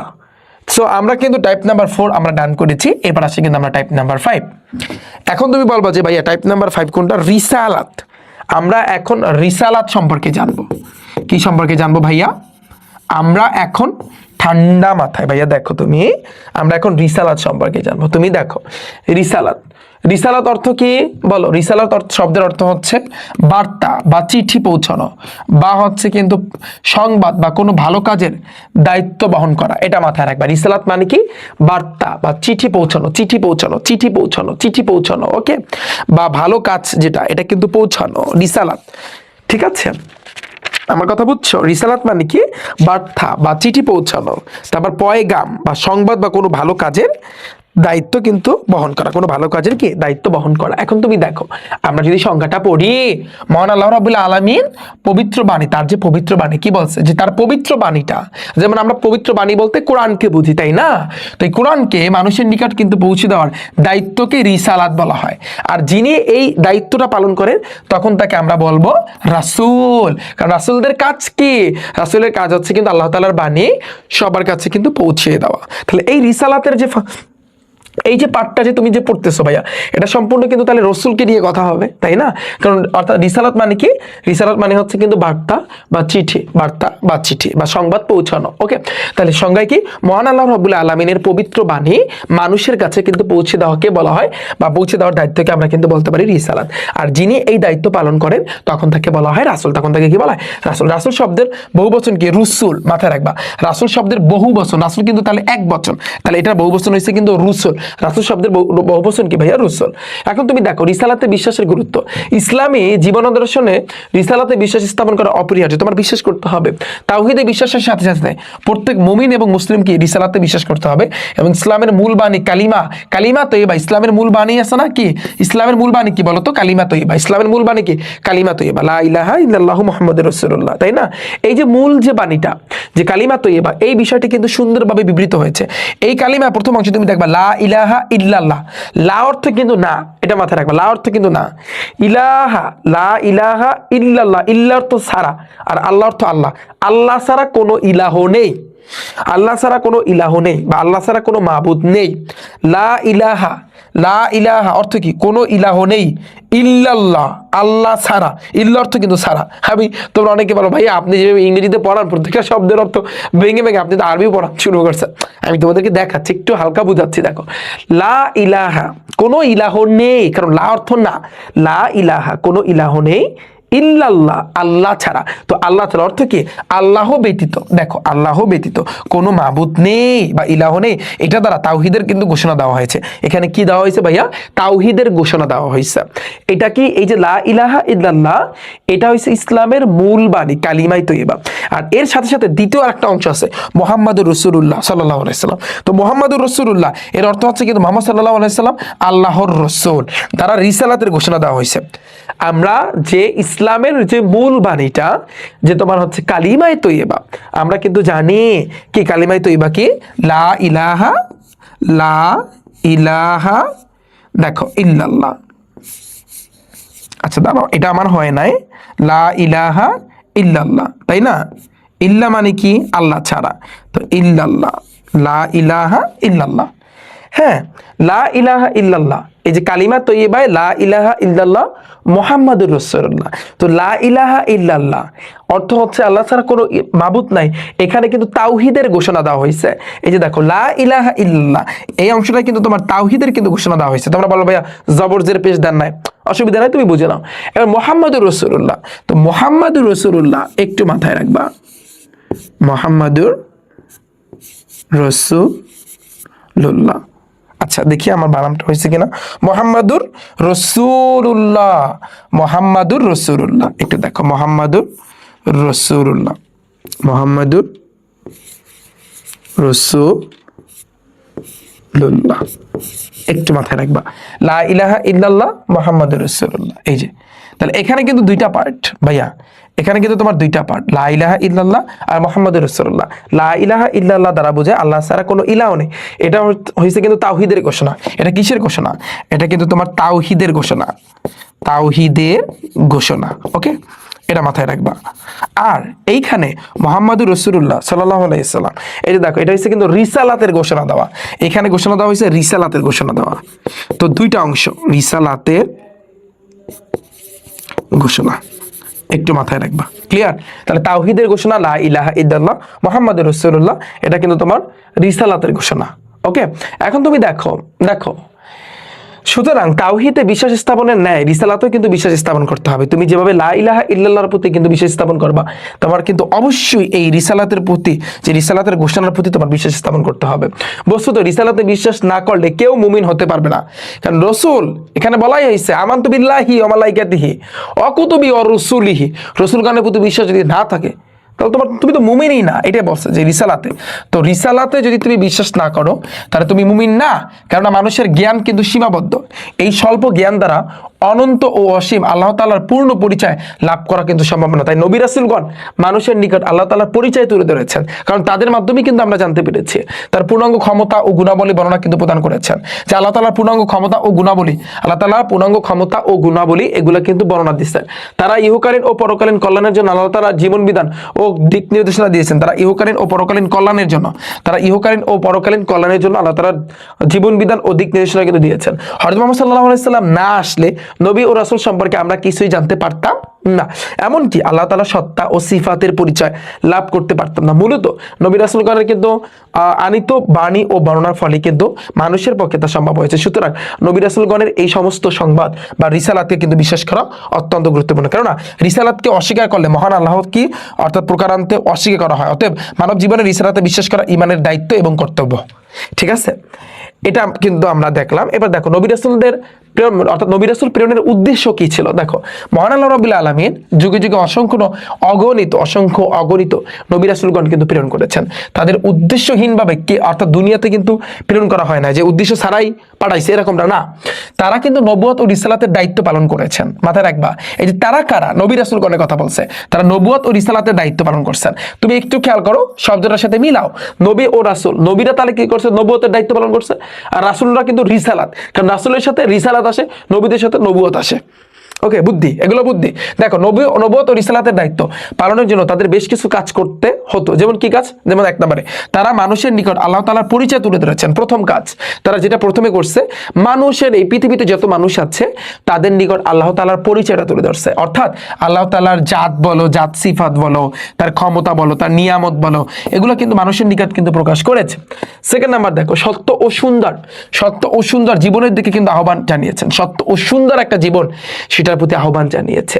আল্লাহ তাআলার ইবাদত ও ধর্মীয় নানা বিধিবিধান শিক্ষা দিতেন এবং পরকাল সম্পর্কে ধারণা দিচ্ছে। পৃথিবীতে আল্লাহ তাআলা আদেশ নিষেধ বিধিবিধান বাস্তবায়নের জন্য হাতে কলমে কিন্তু তিনি শিক্ষা দিতেন। এরপর দেখো পরে বলছে কি, নবী রাসূলগণের গুণাবলী।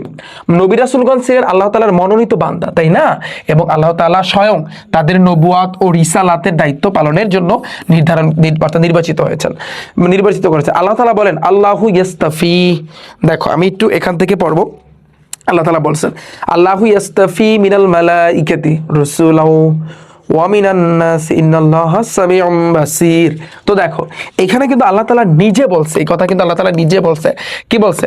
যে আল্লাহ তাআলা ফেরেশতাদের মধ্য থেকে এবং মানুষদের মধ্য থেকে রাসূল মনোনীত করেন। আল্লাহ তাআলাই ফেরেশতাদের মধ্য থেকে এবং কি মানুষদের মধ্য থেকে রাসূল মনোনীত করেন। আল্লাহ তো সর্বশ্রেষ্ঠ এবং সম্যক দ্রষ্টা। এটা কিন্তু সূরা আল হাজ আয়াত নাম্বার কিন্তু 75। একটু তোমরা বাংলাটা একটু পড়বা, একটু ভাইয়া তোমাদের পড়তে হবে, কারণ এগুলা দিয়েই তোমাদের কোশ্চেন আসবে, এগুলা দিয়ে কোশ্চেনে কিন্তু রিপিট করবে। আই হোপ পুরো জিনিসটা কিন্তু তুমি বুঝতে পারছো। আসলে রিসালাতটা একটু বড়, পুরো অংশটা কিন্তু পড়তে তোমার একটু টাইম লাগতে পারে, বুঝছো? পুরো অংশটা পড়তে একটু টাইম লাগবে। আই হোপ তুমি বুঝছো। দেখো তাহলে দেখো আল্লাহ তাআলা অর্থাৎ ফেরেশতাদের মধ্যে থেকে এবং মানুষের মধ্যে থেকে রাসূল মনোনীত করেন। আল্লাহ তাআলা তো সর্বশ্রেষ্ঠ এবং সম্যক দ্রষ্টা। এখন তুমি দেখো, সুতরাং মনোনীত বান্দা হিসাবে নবী রাসূলগণ বিশেষ বৈশিষ্ট্য অধিকারী ছিলেন। প্রথমত তারা ছিলেন একনিষ্ঠভাবে আল্লাহ তাআলার উপর বিশ্বাসী। প্রথমত কি ভাইয়া? প্রথমত যদি আমি বলি ফার্স্টে, নবী রাসূলগণ কি ছিল? তারা ছিলেন একনিষ্ঠভাবে আল্লাহ তাআলার উপর বিশ্বাসী এবং সব ধরনের কথায় ও কাজে তারা কিন্তু আল্লাহ তাআলার নির্দেশের অনুসরণ করতেন এবং আল্লাহ তাআলার তোমার পূর্ণ আনুগত্য ছিল কিন্তু তাদের প্রধান বৈশিষ্ট্য। আল্লাহ তাআলার পূর্ণ আনুগত্যই কি ছিল? তাদের প্রধান বৈশিষ্ট্য। আল্লাহ তাআলার পূর্ণ আনুগত্যই কিন্তু ছিল তাদের প্রধান বৈশিষ্ট্য। নবী রাসূলগণ ছিলেন অত্যন্ত জ্ঞানী, বুদ্ধিমান, সুবিবেচক ও বিচক্ষণ। অত্যন্ত জ্ঞানী, বুদ্ধিমান, সুবিবেচক ও বিচক্ষণ। তারা ছিলেন নিষ্পাপ।